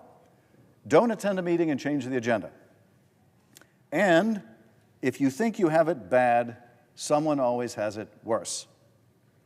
When Jahari first moved from our Fresno office to D.C., she was nervous, but in her telling, David was the first person she chatted with and immediately felt at ease. When other staff ask who has become her mentor, as she put it, David is an easy answer. This character of David is not new. During Senator Feinstein's first farewell speech about him, she noted the same. I want to echo many of the comments that our committee staff has made about David. He has been the rock upon which the staff's foundation is built. Now, speaking of the rock, I fear this speech would be incomplete without talking about the big hunk of beef incident, which I'm told is a favorite story of David's. David and Senator Feinstein's legislative director, Rachel, were staffing the senator during a late-night votorama, something we've had a lot of experience at lately. It's around 2 a.m., and the senator is flipping channels between CNN and the floor and random channels when she finally lands on a movie starring none other than The Rock. After a while, she just matter-of-factly states, "That's a big hunk of meat," causing David at a safe distance to laugh uncontrollably. When I put out the call for recollections of David and his memories, and their memories of his time on the Hill, the response, as you've heard, just a small sample, was overwhelming. But now I want to share my own. For David has not only been a mentor to the staff, he has helped mentor me as well. We began working together almost 2 years ago when I was elected to the Senate. And in that time, I have been such an enormous beneficiary of his experience and his wisdom, his sense of humor, his poise under pressure, his intellect, and his friendship. I am so lucky. I am so lucky to have had you on my team. So lucky. On the most extensive range of issues, from foreign policy to national security to intelligence reform to Senate procedure and so much more, he has been the most extraordinary source of knowledge and expertise. come to rely upon him implicitly and without hesitation. The respect he is held in by senators and staff is unrivaled on the Hill, truly. He has dedicated himself to the public service for decades now, and the Senate and the country are immeasurably better for it. He is the quintessential public servant. Thank you, David. Thank you. And finally, I want to end my comments by thanking David's wife, Carrie, and their wonderful children, Sarah, Amelia, and Nathaniel.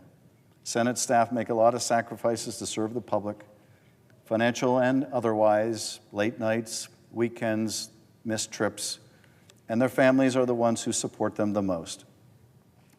So thank you, David. I can't wait to see what you do next, and the legions of staff that you helped and influenced and mentored and supported can't wait either. We all thank you. And I yield back.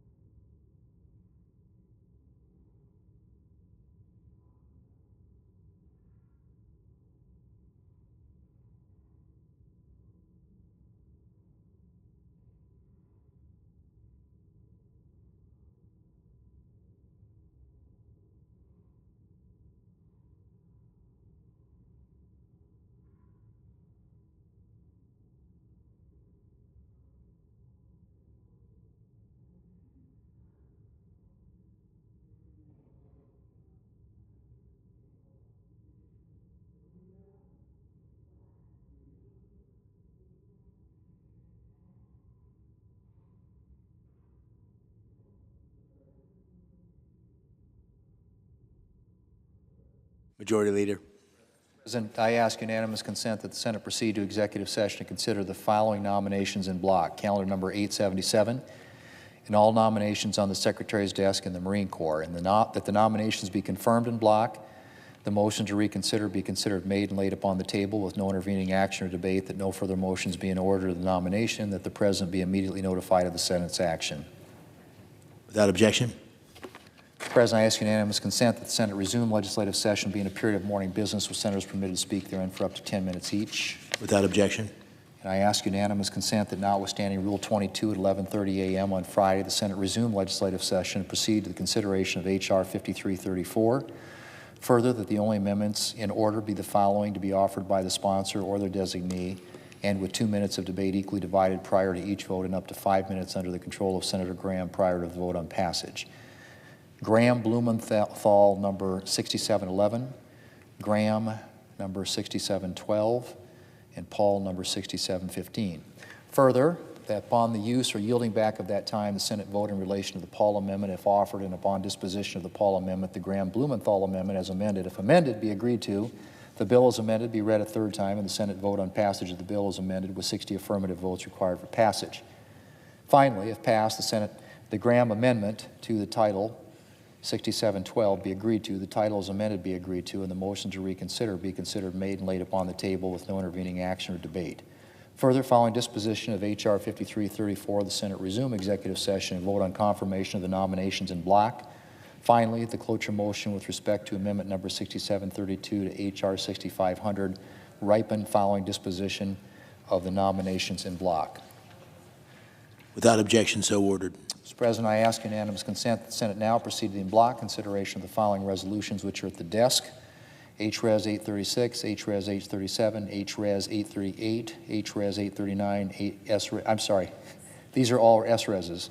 S-Res 836, S-Res 837, S-Res 838, S-Res 839, S-Res 840. Is there objection to proceeding with the measures en bloc? Without objection, the Senate will proceed to the measures en bloc. Mr. President, I ask unanimous consent that the resolutions be agreed to, the preambles be agreed to, and that the motion to reconsider be considered made and laid upon the table all in block. Without objection. Mr. President, I ask unanimous consent that when the Senate completes its business today, it stand adjourned until 10 a.m. on Friday, August the 7th, that following the prayer and pledge, the journal proceedings be approved today at the morning hour be deemed expired, the time for the two leaders be reserved for the use later in the day, morning business be closed, and notwithstanding Rule 22, the Senate proceed to executive session to resume consideration of the nominations in block pursuant to S-Res 817 post-cloture. Further, notwithstanding Rule 22 at 11:30 a.m., the Senate proceed to legislative session and execute the order in relation to H.R. 5334. Finally, if any nominations are confirmed during Friday's session of the Senate, the motions to reconsider be considered made and laid upon the table, and the President be immediately notified of the Senate's action. Without objection, so ordered. Mr. President, if there is no further business to come before the Senate, I ask that it stand adjourned under the previous order. The Senate stands adjourned until 10 a.m. tomorrow.